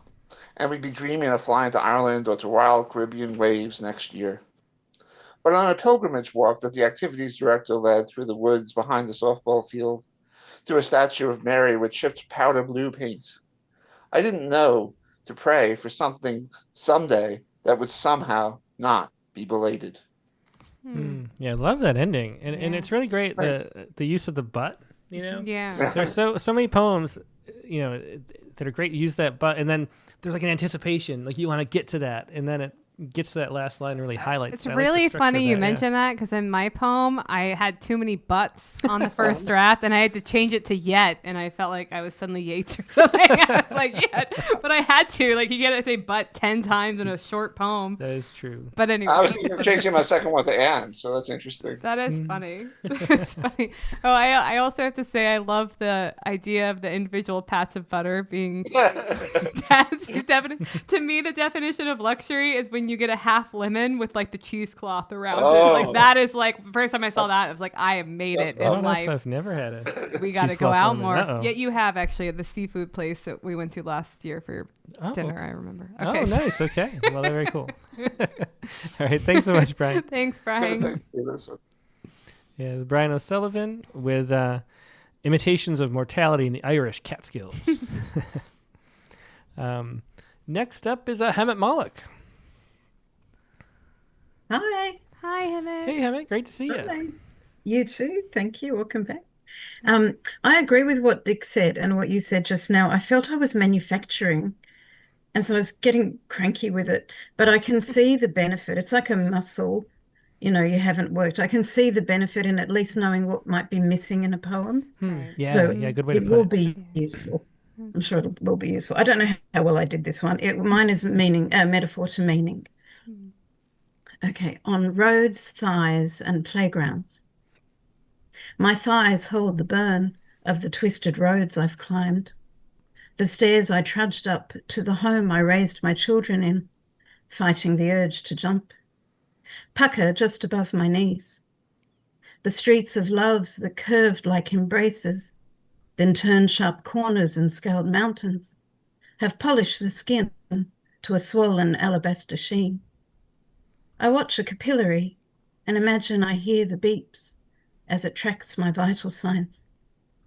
Today the barber described his heart attack as he cut my son's hair, my thighs pressed on the too high bench seat, listening.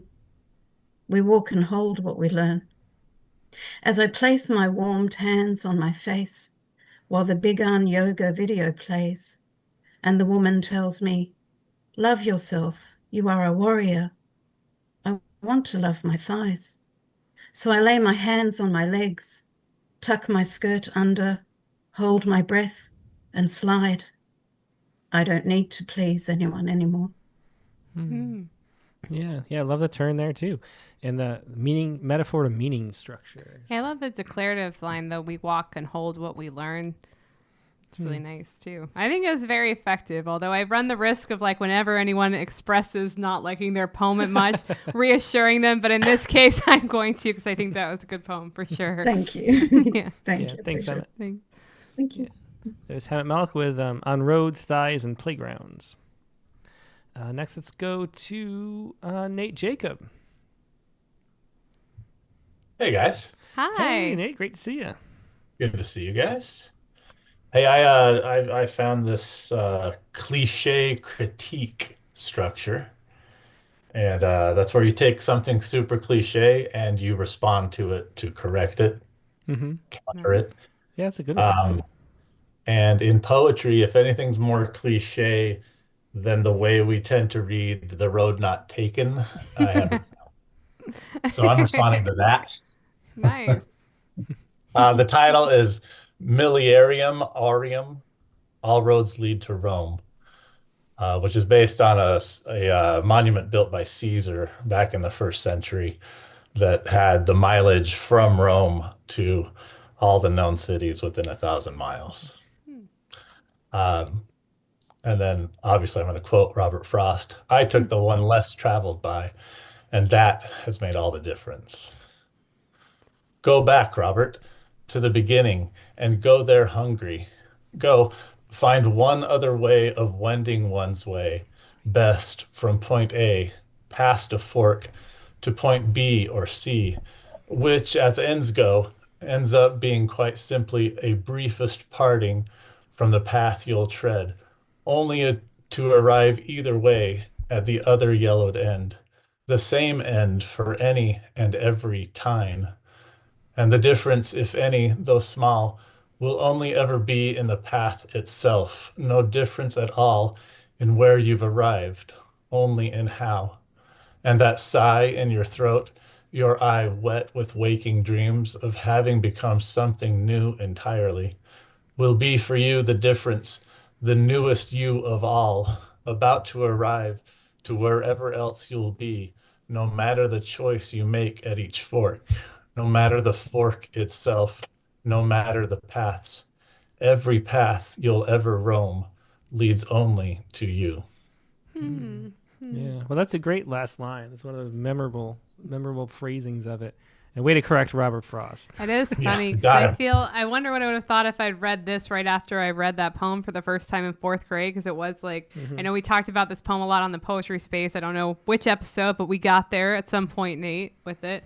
Multiple times, probably. Multiple times. But it is so funny how, Nate, of course, is referring to the idea that the road not taken is thought of as meaning not what it means, which I learned from Tim. And I feel like you were like hesitant. It was one of those like, should I tell her? Red pill, blue pill moments for me in life. But I've survived. Do we go down the honest road or not? Yeah, exactly. And you've led us further down that road, Nate. So thank you. Well, it's the path now taken. That's great. Thanks so much, Nate. Good to see you. Have a good night. Thanks a lot. Yeah, it was Nate Jacob with Malarium Aureum. That was terrible. You look at me like I wouldn't know how to pronounce it. Okay. I think it was great. All right. Next up, let's go to Laura Berg. Hello. Oh, what an enjoyable evening. Hey, Laura. Yeah, great to see you. Every poem. Okay. Okay. Well, I was on my way to swim when I was thinking about this assignment. So this is what I came up with. Maybe metaphor to meaning. Dragonfly turn. When you reach the end of the pool, you have choices. Exit, stay put, or simply turn and keep on swimming. Turn, and in the flow, imagine you aren't floating in a pool, but through the stratosphere towards space, your suit's umbilical, all that holds you to, oxygen, your home planet hovering below. Like a dragonfly, still in your eye for a moment, wings and aqua gleam, before it starts to turn again, In that vast, edgeless emptiness, your atoms may wish to hurl away from your body the way stars proceed outward. But you would still be here, right? You would still be here. Yeah, really wonderful too. The metaphor there, the dragonfly turn. Yeah. Yeah, thanks for sharing that, Laura. Yeah, thank you. Yeah, Laura Berg with Dragonfly Turn. Next, let's go to Lola. Hi. Hey, Lola, It's good been to a see you. while. It has. It's been a bit. Yeah. Yeah. Yeah, it's good to see you. This was very challenging, very challenging. I went with one off of the website, the mid-course turn, Mm-hmm. and this was haiku inspired, so that kind of really boxed me in. So It's quite the we'll challenge. see. Yeah. Yes, it was. Yes, it was. This is Indoor Flower Bed, St. Anne Hospital. Chrome over clouds roll, silver sloping road, pressed metal leveling, slick marble wheeling, drip bag seat chain, window side rain base, pea gravel crack seated, glass house greenling, breathing to be a tree. Yeah, really interesting sticking to the images and letting Yeah. that tell the story. Yeah, thanks so much for sharing that, Lola. Oh, thank you so much. Yeah. Yeah, it was Lola Willis with Indoor Flower Beds, St. Anne's Hospital. Next, let's go to either a first-time caller or maybe it's been a while. Ian McGrath Santowski. Hi, yeah, first time caller. Great. Well, so glad. Where are you calling from? I'm calling from British Columbia in Canada. Nice. I've been Excellent. very interested in the conversations that I've been overhearing with the other poets about the inherent difficulty with this prompt. And I tie it back to Amy's orange zest and the conversation you guys had with her of how do you drive that line between imitating and bringing your own sort of thing to it. Yeah, good point. Yeah. For me, with this prompt, I read through the first segment of the article, and I'm like, okay, I'll go with that one. I'll go with the first one. So I did and I was very impressed with the description of. It's almost like there's a change of genre within the poem, Oh, that's and interesting. Yeah. Yeah. what was very interesting as well with the writing of this poem for me, it was the first time I wrote a poem based off of a dream. So I was able to kind of allow the sort of forced nature of everything to just happen within the dream. And then I wake up from it and I journaled. And through the journaling, I felt a twist, a metaphor appear that's, oh, wow, that's such an interesting way to describe one of the images in the dreams. So I ended up using that to write the poem. Yeah, Well, very what cool. a great process. I'm excited to hear it. Yeah, let's hear it. Called Midnight Air. A stranger I misrecognized invited me onto his terrace, overlooking the Greek alleyway I was meandering through. I set the water bottle I carried, with its loose lid, down upon the very edge of the table. And when the spilt puddle interacted with the floor as though a black hole upon the gravitational field of my psychosis, and when they didn't hesitate, as though this happens every Tuesday after midnight, I knew nothing I'd say could surprise them. So we became friends. Yeah, I love the declarative last Yeah. line there. Yeah. Yeah. That's really interesting. It is. Yeah, thanks for sharing that, Yeah. Ian. Thank you. Yeah. Hope you come back soon. I beat you to it. You did, yeah. Yeah, thanks so much, Ian. That was I Ian guess. McGrath Santowski with Midnight Air. Next, let's go to Nancy Tennell. This was such a fun prompt, Katie, and I'm glad you talked to us or told us about that book. And of course, I had a fiasco in ordering it, which You have to I tell us because I Oh told my Tim I saw the gosh. post and I would love for you to share it. I ordered it from Amazon and it came in with the wonderful cover, opened it up, and it was a history of African subcultures and the practice of hoodoo. I've heard of voodoo, I had never heard of hoodoo. But anyway, so I sent that back and I'll have the real one on this coming Wednesday. But it's wonderful. I mean, I had such fun. I've written about four, Oh, but the one I great. want to read tonight is a circular form, and the name of it is Sassafras. Could But you before, remind us? yeah, Yeah, I was sorry. gonna say. Could you remind us what the circular form is? If you wouldn't It's mind. where at the end you repeat what was at the beginning, Okay, which is great. really not, I mean, that's actually one of the simpler Mm-hmm. approaches, Mhm. but I love repetition. Mm-hmm. So I always enjoy that in any form that Mm-hmm. uses it. But Well, great. this is sassafras. Jim carved a walking stick from a sassafras limb found while hiking on Rose Island Road.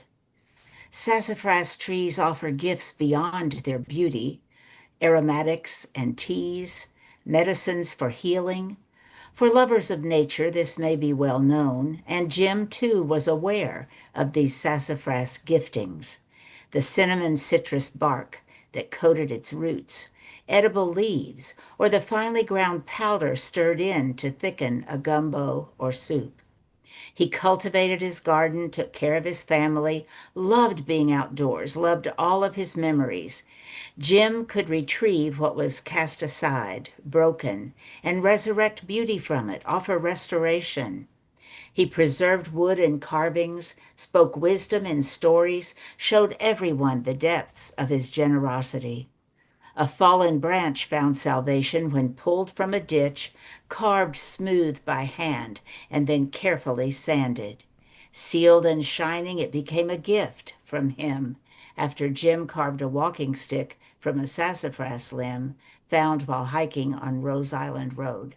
Yeah, very nice. I mean, the repetition really does work when it's especially that long too. Like it's interesting the reading experience because you kind of like, oh, I remember that, and then the whole, you remember it more Yeah, and it more as becomes goes. more like a Mhm. memory, the beginning of the poem, Yeah, so yeah, it good way to put feels it. like Yeah, more invested. It's really interesting. I like I like this form, and of course, I do have a Jim carved sassafras walking stick, Hmm. and plus, I love to say the word sassafras. Yes, I love that word too. It's a great it's a word. great word. Yeah, my dad used to say it when I don't know why he said it when I was growing up, but he'd say sassafras like that. Like it's an alternative. I cuss don't know word. why. Yeah. No, he was stuck with the originals on that point. Well, these were fun, Katie. Thanks for the prompt. Great. Well, I'm glad that you persevered past the turbulent I beginning. did. Well, I'm thankful for the website. What a generous Isn't thing it? that Yeah, is it to really offer is. people for free. Mm-hmm. Yeah. All Well, right. Good. yeah. Thank Thanks I'll so be you. much. switching Mhm. back to YouTube. All right. Thanks. Thanks. Yeah, there was Nancy Tennell with sassafras. You kind of have to say it like that. It's hard to say it just regular. Next, let's go to Audrey Friedman.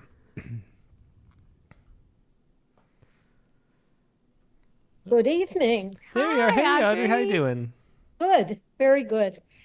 I found this interesting in pushing a poem I was working on a little bit further. Great. So I didn't use the prompt to initiate the poem, but more to conclude it. Great. So I ended up retitling because the metaphor to structure on the webpage indicated that it should be about poetry, almost like an ars poetica. Oh, interesting. And, I didn't notice and that one. if Yeah. it's not, and you deviate from that, if you put something poetic in the title, that would suffice, which is what I did. So here is my bun. Reflection on the Elegy at the Museum of Science. Kids took coins from their parents, drop them into a large funnel to learn the meanings of centripetal force and gravity. Diagnosis, prognosis. The disks began their slow orbits around the upper edges as if they had all the time in the world. The drop was barely perceptible. She fought like a shield maiden until they reached a point where gravity slowed and hobbled them, and they plunged toward the inevitable before sailing home. Diagnosis, prognosis. She fought like a shield maiden before sailing home. Oh, yeah, very cool. And I didn't even notice it was a hyben. Yeah. Actually, yeah, the way that was braided. Yeah, that's really, and I love, I mean, we should watch out as poets, because when Audrey Freeman's thinking even more about titles, what's going to be left for the rest of us trying to get good titles on our poems? You're so good at it. Oh, well, thank you. I have a question. Is the book a readable book? Some of these books look wonderfully promising, but it's a slog to read. So I'm just wondering. I would describe it as dense, but worthwhile. It's like Hyben, a Writer's Guide, as you are very familiar with, is so like easily readable, but also transferring a lot. So it is kind of dense. It has great examples throughout the book, which make it very good. But it is something for me, the kind of thing where like I like to read one structure type and then go back after a little bit, and digest it that way, which I haven't read it in a year and a half, so I need to reread it. It's in California, though. So well, it'll be coming back. We'll be coming back, but yeah. Well, we were away until October, so I figured rather than ordering it and dragging something else to make my luggage overweight, I'll order it when I get home. That was very disciplined of you. I wish I was like, okay, we can bring 7 books. This is and my Kindle. Like, what's the point? Sounds like a good plan. Good to see you both. Yeah, great to see you. Thanks so much, Audrey. That's Audrey Friedman with Reflection on the Elegy at the Museum of Science. That's a great title. The reflection turns it into an Ars Poetica. That little bit just makes it an Ars Poetica. Like, I never would have thought about that. Well, next up is Mike Bales. I like the forms too. I almost want to do more. I probably will. Well, you should, Mike, definitely. Yeah. Oh yeah, anything. Some people say if they're on a roll, they ought to keep doing it. I use a form called if then form, but I put a hyphen at the end. But I put a haiku at the end. Ah, cool.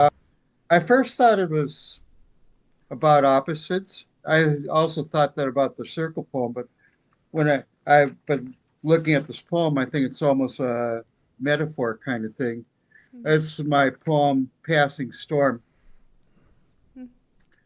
If you are rain, then I am spoken word. If you are wind, I am dance. If you are storm, I am passion. If you are passage, then I am what's left. If you are fury, I am child who cries. If you are wolf, I am hunger. If you are moon, I am lingering thought. If you are ending, I am intermission. If you are sunrise, I am promise. If you are fire, I am awakening. If you are desire, I am blank page. If you are sun through window, I am an inspiration. If you are solitude, then I am reflection. If you are life, then I am verse. Early morning, after change of weather, poetry rises. Yeah, very cool. And sort of a list poem, too, even with the if-then structure. That's really neat. Yeah, really cool to make that a hyphen, too, Mike. Well, I'm glad the lists worked. It's also kind of redundant in form, but I had to do it that way. Yeah. Well, very cool. Thanks, Mike. Thanks, Mike. Okay, thanks. Yeah, it's Mike Bales with Passing Storm. And next, let's go to Zachary Honeycutt. Hey, Tim and Katie. Hey, Zach, great to see you.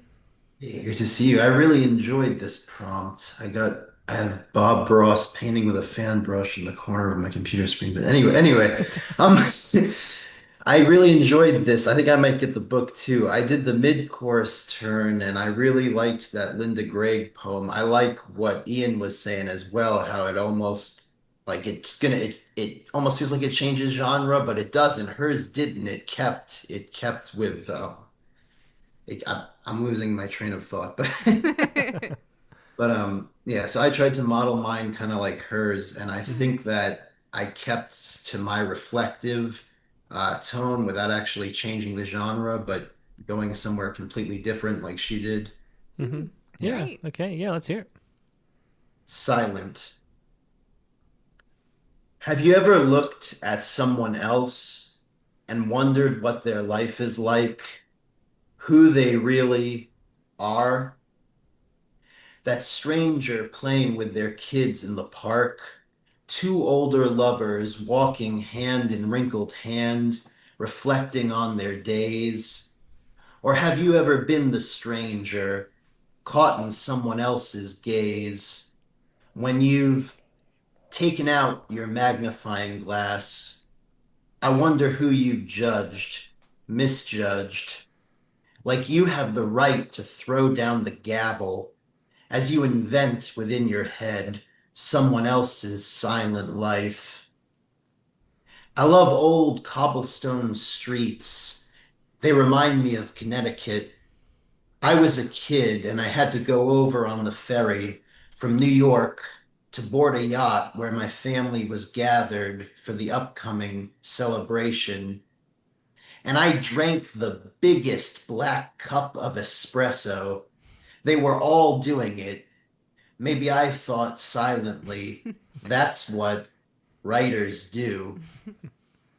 But now the sun is out and I'm looking at imitation, not very cobblestone streets, standing in a development near where I live, thinking about now how I have to shave again. When I see this man and woman, a family, and magnify them, the sun behind a cloud, and there's this happy, carefree boy pushing his little sister in a stroller, the mom behind them, but a stuffy, aggravated puss on her face, holding the umbrella over herself, letting her kids get wet. The dad had rushed back to their high-end apartment, more like an errand boy or a servant than a husband to retrieve it for her, while she did nothing. But hand to hip, the angriest of the four of them, why was she so angry? I scanned every beat of them like the meter of a poem. That boy was as empty and trusting as I once was. I thought about my own mother and wondered with a pang who would cover the little boy who'd have to grow up all alone in the rain. I wanted to say something, but instead I remain silent. I like the reading the beats of people as like the meter of a poem. That was really interesting because I find myself studying strangers, and that's kind of I can feel the metaphor there. Interesting. Yeah, the beat. Yeah, it's neat. I don't know if I'm like agreeing with the speaker or disagreeing with the speaker because at the beginning I kind of suggest that my judgment of the person, that might not be the accurate judgment, that might just be how they look to me, but then the end kind of takes it in a different direction, and that was kind of like what I was going for. Yeah. Not everybody agrees on how to each word scans, so there's that too. Here. That's true. Well, good mid-course turn. Thanks for sharing that, Zach. Yeah, thank you guys. Great poems tonight. See you guys next week. It was Zachary Honeycutt with Silent. Next, let's go to Tina Daniclaw. Okay. Hey, Tina, hello. great to see you. Yeah. Really good to see you folks. Let's see. So this is a dream and waking form, and then also I think it turns out to be a before and after also. The poem was instigated by reading about Andrea Gibson. I'm not going to talk much more about that, or I'll just cry, and then we don't get to hear my poem. And then the I was dreaming in my dreaming is the first line in Patti Smith's song "People Have the Power." I love that line, and I was so glad to realize afterwards that I kind of had that in my poem. So this isn't really part of the poem, but it was a reminder of me to mention it. I just thought that was. I'm very happy that I have that kind of a little tribute to Patti Smith. And- okay, so here we go. The title of the poem is Waking.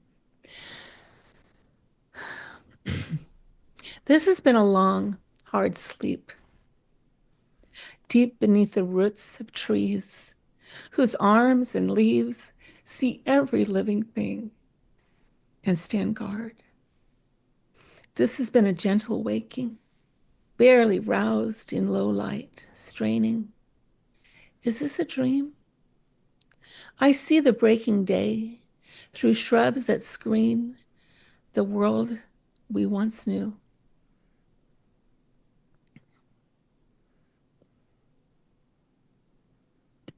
Sorry. Okay. In our dreams, we became monster slayers, and we slayed a monster in our dreaming. Then I stayed, waiting, not believing the life we knew remained. Once awake, I would see what remains of what could be.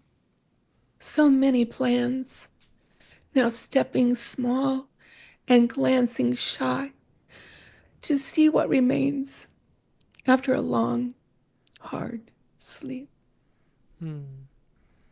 So I guess it's a circular poem too. I didn't realize. But thanks for listening. Yeah, thanks so much, Tina. Yeah, always a pleasure. So much emotion in that poem. I appreciate it. Yeah, so sorry. Yeah, there wasn't already. I sure put it in. All right. Thank you. Thanks so much. Yeah, that was You're Tina welcome. Dennett-Claw with Waking. And next, let's go to Mary Lisa D. Diminishus. Hi. Hey, Mary Lisa, we great to see missed you. Yeah. It's been a while. It has. Great to see everybody tonight. I listen every Sunday night, but I don't always have a poem to share. So that's what that's about. But I'm always here. Yeah, I'm always that's here. great. Just not always on Zoom. Sometimes I'm on YouTube. Yeah. Well, excellent. I'm glad you got a poem this week. Which one did you pick? Okay, but I have to say, like Dick and I think it was Audrey mentioned, I was having a hard time, so I had a poem that I went back to. All right. And okay, wait, let me see what I wrote down about it. It's a filibuster poem. I remember that, where I avoid a topic but reveal it in a mid-text turn. However, I wanna bring this up one more time if I can. I can't believe, okay, so I've been to a ton of workshops, like a ton of workshops with some really great poets, right? I love them all, but none of them ever covered the turn. None of them ever. Really? Wow. Yeah. Which I find shocking. Yeah. Right. So I discovered this book and I brought it up before to you guys, Poetic Closure, A Study of How Poems End, Barbara Herrnstein Smith. It's kind of hard to get a hold of, but anyway, this is where I first learned about turns. And then they came up later when like I took some courses on sonnets and stuff, but only as in the sonnet, you know what I mean? Right. Yeah. But anyway, this is a great book, but I want to thank you guys so much because that website is just like, it's the best. Oh my gosh. Like to add to what I already know from this book and then like to take it even further, right? I don't know. Okay, so just thank you for that.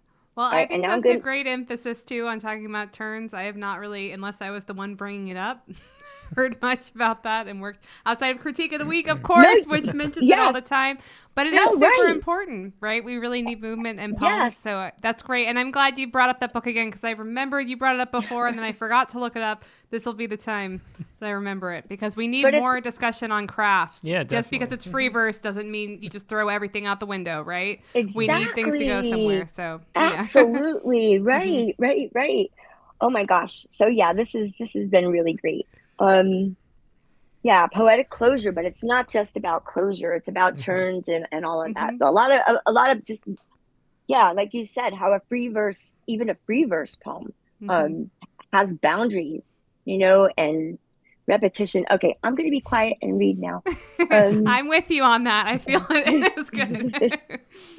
I just get too excited. I know how What you to feel. what to do if you have to fill in for God. First, don't get any big ideas. God already has a plan. You can't mess it up even if you try, because God is all knowing and will have prepared for this time off as you take all the matter of the universe into your own human hands. And don't be afraid. The galaxies and beyond know what to do to survive. The animals, too. Well, most. It's the human mammal you'll need to pay attention to. They say it's a zoo down there, but I've seen better zoos, circuses, and nature preserves. Like jam on bread, those acres of green, those waves of grain, and mountainous ocean floors. And I've seen better cages made for homeless cats. They call them feral. But look, here's a girl you thought you saw swirling her hands in finger paint. Where's her paper, you wonder, as the well-fed, warmly clothed, almost safe photographer zooms out to reveal there's no wall around her, no backyard, no paper. That's not paint. It's blood staining her hands she's trying to rub off. And those aren't kittens in the background. Those aren't kittens in her lap. That's a limb there. Those are bodies. She's not laughing, you may have guessed by now, and she's not feral. She's not wild, shivering. She wasn't homeless before this. Poor little fill-in for God. I don't know the solution to the equation when trying to solve for why. I can only say people expect an opposite and equal reaction to every action. So every up needs a down, every dark must possess light, and so on. So everything remains a contradiction. My advice? Always measure joy and pain and spread them over humanity as equally as you can. And if you'd like to use me as an example. Like on those nights God lets me rise in anguish. I don't hate God. Where did I go? I'm sorry. If I can believe I bear someone else's pain, if I believe I soak up an infant's hunger and a soldier's cry for home. Lately, don't panic. If you fail and we're erased, God's not like cancer that dies with its host. He only needs dust. Ours is not a symbiotic relationship. Yeah, really interesting. Yeah. Which one was that again? Which form did you mention? Oh, it was a filibuster that had that's right. midway had a turn. So like midway into the poem, a filibuster, like it starts to talk about one thing and then it throws something in there at you that you weren't expecting. So when I throw in the child and the war, like it doesn't start out being a poem about war or a child. You're just going to be God for a day. Yay. Right. Yeah. You're going to control the universe and the planets. And then all of a sudden there's like war. And like, now what do you do? So that was where the turn and the filibuster part came in. Yeah, that's really interesting. I think that's the first. It's so funny too with turns because people think that if you turn, you're going to turn away from the point of the poem. And what it actually does is help you get deeper and well down into it. Hyper focused. And you could also kind of say it's a circular poem because it does mention God again at the end. It kind of brings you back to the beginning where you're God, so it like takes you out of the poem and then brings you back in. So I just love poetry so much for all these little like tricks and not skills. I don't know what they are. Craftsmanship. I don't know what. Yeah, completely. I love everything to be well made, especially the poems. Yes, definitely do. It's a lot of fun. Okay, thank you guys so much. Thanks, Mary Thanks Thank so you, much, and it's nice for everybody to be back together. This is so much fun. Yay. Yeah, definitely. Yeah, it's tough taking a week off. It really. was It's weird. true. Yeah, even though we're not in person, it felt like we were like not showing up to a party that we wanted to be at. Yeah, you're missing out. You felt like you were missing out. That's so sweet. But you got nobody. Well, listen, you guys deserve it. Oh my gosh, you need to unthink sometimes. Thanks, Mary Lisa. Well, thanks, Mary Lisa. Yeah. All right. Yep, Good night care. for now. Good night. Bye. Yeah. There's Mary Lisa D. Diminishes with What to Do If You Have to Fill In for God. Let's see a couple more poets on the line. Let's go to Billy D next. Oops. Uh-oh. You got it. Thanks, Billy. Yeah, there you are. Hey, how you doing? Great to see you. Well, thank you. Hey, are you guys going to HNA? No. Probably not. I'm trying to squeak in a visit, but it really doesn't work well for us at the end of September, unfortunately. Haiku North America, we had a really amazing time 2 years ago now, but I don't think we're going to. And you're teaching a workshop there, I know you mentioned. Yeah, and also Bob Hass is this keynote speaker. Yeah, I know. So That's, definitely tempting oh, for you that. cannot That's really go. wonderful. Yeah. Well, anyway, that's a disappointment, but and hopefully this poem won't be. So when I saw the assignment, first of all, I think it was a challenging, interesting, and also I really enjoyed that website that you referred to, and I've now got it bookmarked. So I immediately thought of High Boon, which, there's your mid-course turn. But this evolved, and I thought, well, then it'll be a Haiku with the haiku series. But no, it ended up, you see what it ended up in. So it's just a mid-course turn poem with indentation. Great. So here we go. Legacy. It leaned, and the galvanized roof was pocked with sky. The barn Granddad built with his 7 boys and a team of mules. Hand-forged black iron nails, lodgepole pine milled right here on the ranch. It leaned so far we pulled it down. 2 days, admiring the hay forks, the big saw blade rusted out like everything else. Dad sorted the best planks, the ones where saw whip was silver-edged and swirled across the grain. We saved some for mending fences, stashed the rest in the rafters, forgot about them till the roof sagged. Now, what to do with that wood? We decided to build coffins, one for each family member, no sense waiting till the last minute. Mom took our measurements. My son ripped out the lumber. Dad chose the knot-free stock and quality brass hardware. Snow was heavy all winter. Soon as the ground thawed, I stacked the 4 boxes in the back of the tractor shed, unassembled, parts numbered.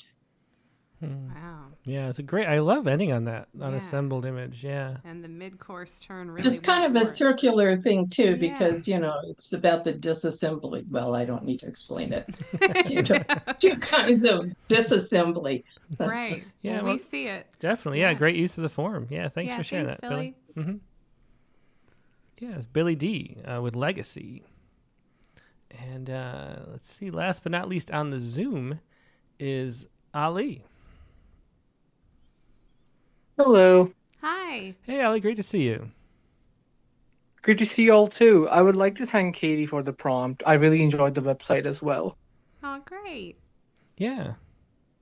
I chose the metaphor to meaning structure after struggling a bit on deciding to which structure to pick. I kind of don't like the title of this one because I wrote it today, but here it is. After much deliberation, I come to the conclusion that writing is sex between paper and pen.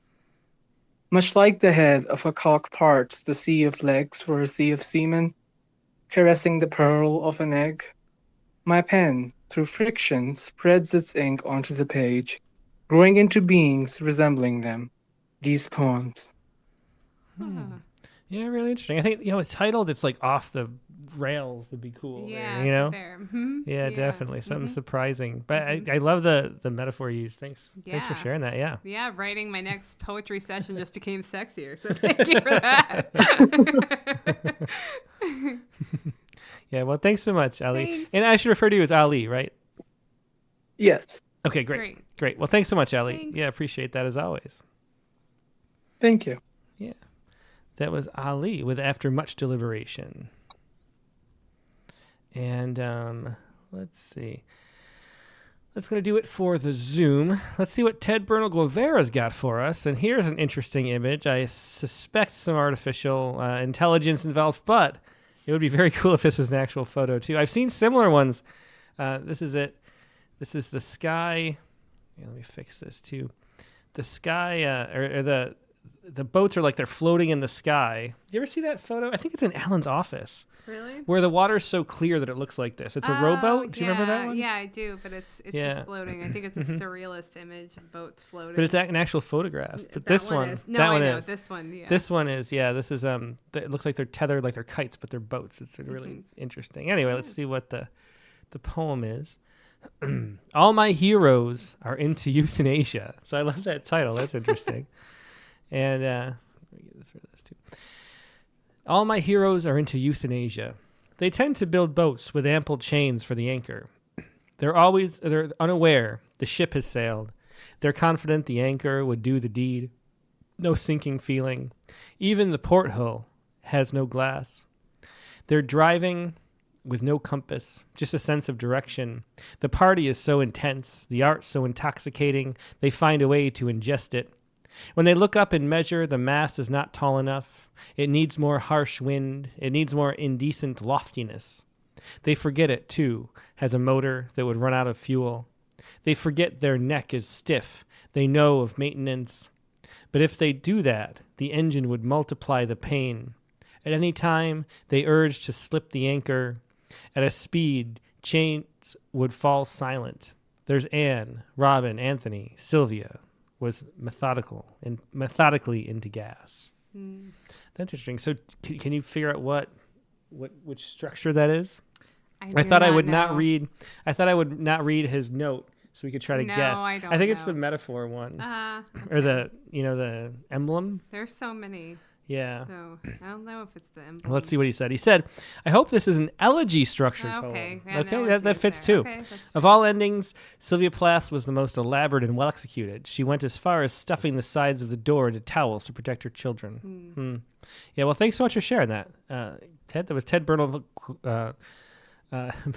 Ted Bernal Guevara. Sorry, with all my heroes are into euthanasia. Yeah, thanks so much, Ted. And that's going to wrap up the prompt lines for tonight. Now, the haiku for this week.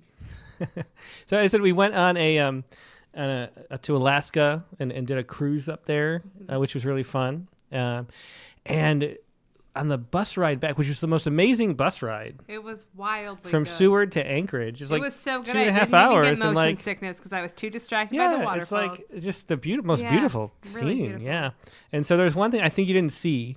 Oh, because it was during the 3 minutes I slept. No, it was just a glance, and I think you missed it. And then something else came up, and we were looking at and talking about it, so I didn't mention it. Oh, because you couldn't have seen it anyway. It would have been disappointing. Then I thought, that's one thing Katie didn't see, so I'd write a haiku about that.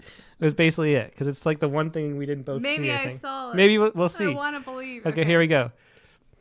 Wait, where is it? Here it is. Okay. Sasquatch in an open field, sticking with a single take.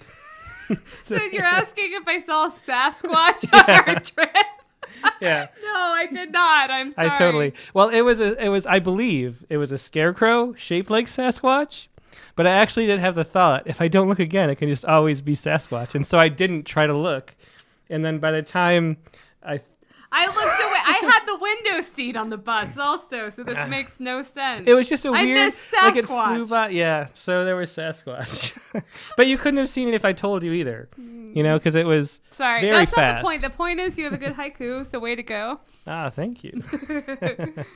All right, so that is the haiku for the week. And next week's guest, the prompt for next week. That's how we do these things, right? Yeah, the prompt.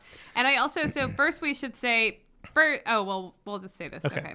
Wait, no, you say first. I was just going to say, so it's nearing the end of the month, and so go ahead, get your poem submissions in by the end of the month, and then this prompt now is going to be the first of the next month's. So the submission window will not open until I've gone through and selected the winning prompt poem of the month. So yada yada, all the usual rules apply. But don't forget to turn in your poems by the end of the month if you want to submit those. Yeah, that is definitely, and it takes until, August, like 10th or I forget, later. it depends in part when the Sundays fall that I end It's up true, doing but it. but don't get all upset and email us because you can't Please submit your prompt yet because it's the end of the month. You can wait until the end of the month. Yeah. So if you can't submit the first week, don't worry about it. You'll Don't be able worry to about eventually. it. Maybe you'll edit it in a good way. Because the way submittal works, we just can't update it. We can't. That's the It's thing. complicated to explain. It is. But anyway, yeah. With that being said, I think that this is a generous prompt. So I hope people take max advantage of it. I would say. So the prompt for this week is to write a Poets Respond poem that is in response to an obscure and offbeat news story. So like that kind of vein. Now, this being the first prompt of next month, what does that mean, people? It means you can submit to both categories. So we're hoping that this gets some of the people that I'm really excited to read their prompt poems every month. They don't actually write regularly for Poets Respond. I think it's a great thing to be doing both if possible. This is something I realize that some people already do to some extent, but hey, if it results in a lot of poems to both Poets Respond and to the Prompt Line series, I think that's great. And so you can submit these to both. Yeah, well, sounds great. Great prompt. And then I do love, and as you recall, the reason why I do the Haiku at the end, when I used to do it the Haiku, was that you can do offbeat, you can do science stories as news. There's science news every day. There's all sorts of strange stories. Local news stories that you think might have, we want all of that. If it inspires you, then look for ways to be inspired. Yeah, definitely. Some of my favorite poems from the Poet Respond are just like a small local news story. Right, yeah, exactly. And we don't publish that many, and it's one of those things where, because most of the submissions are about the big event, we end up writing, usually it's published about the big event, but it's like the same ratio is submitted. It's like there's maybe 10 strange stories in the submissions, and once every 20 weeks, those ends up being the best poem, but we'd like more. It's always fun to have strange things that you learn from you hadn't heard before. I also feel like this is like the good cop and the good cop, bad cop game, and the last week's prompt that was like, read this book. And now this one's like, write a PR poem. So hopefully people enjoy a little bit of break on that way. But I'm really excited to see what people come up with. I think it's going to be really exciting. And again, I would prefer not to answer this question 500 times. You can submit it to both as long as the week corresponds with Poets Respond, because Poets Respond is a weekly submission. And then, of course, the Prompt Lines is once a month. Yeah, definitely. Well, great idea, Katie, and looking forward to reading all those. And now next week's guest on the Rattlecast is going to be Bill Hollins. So Bill, speaking of Poets Respond, he had a poem that sounds like it was going to be Poets Respond, but turns out to be, it's called the Presidential Fitness Test, I believe. Oh, that does sound like a PR poem. But it was not. It was an Ekphrastic Challenge winning poem. And Bill asked if he could be on the Rattlecast, and I looked him up, and he, I always like guests who do different things. So he was the first internet librarian at the New York Public Library. And then he went to work for Microsoft, doing their encyclopedia. Neat. So he's got a really interesting librarian background, as well as this new book, Mangrove, which just came out, his first full-length book. That's going to be the guest next week, Bill Hollins, Sunday, August 3rd, the regular time. Your prompt poems to write a Poets Respond poem that is in response to an obscure, offbeat news story. So that's going to be everything we do next Sunday, August 3rd, the regular time, 8 p.m. Eastern, 5 p.m. Pacific. Hope to see you there. Hope you have a great week in the meantime. We'll talk to you later. Good night. Good night.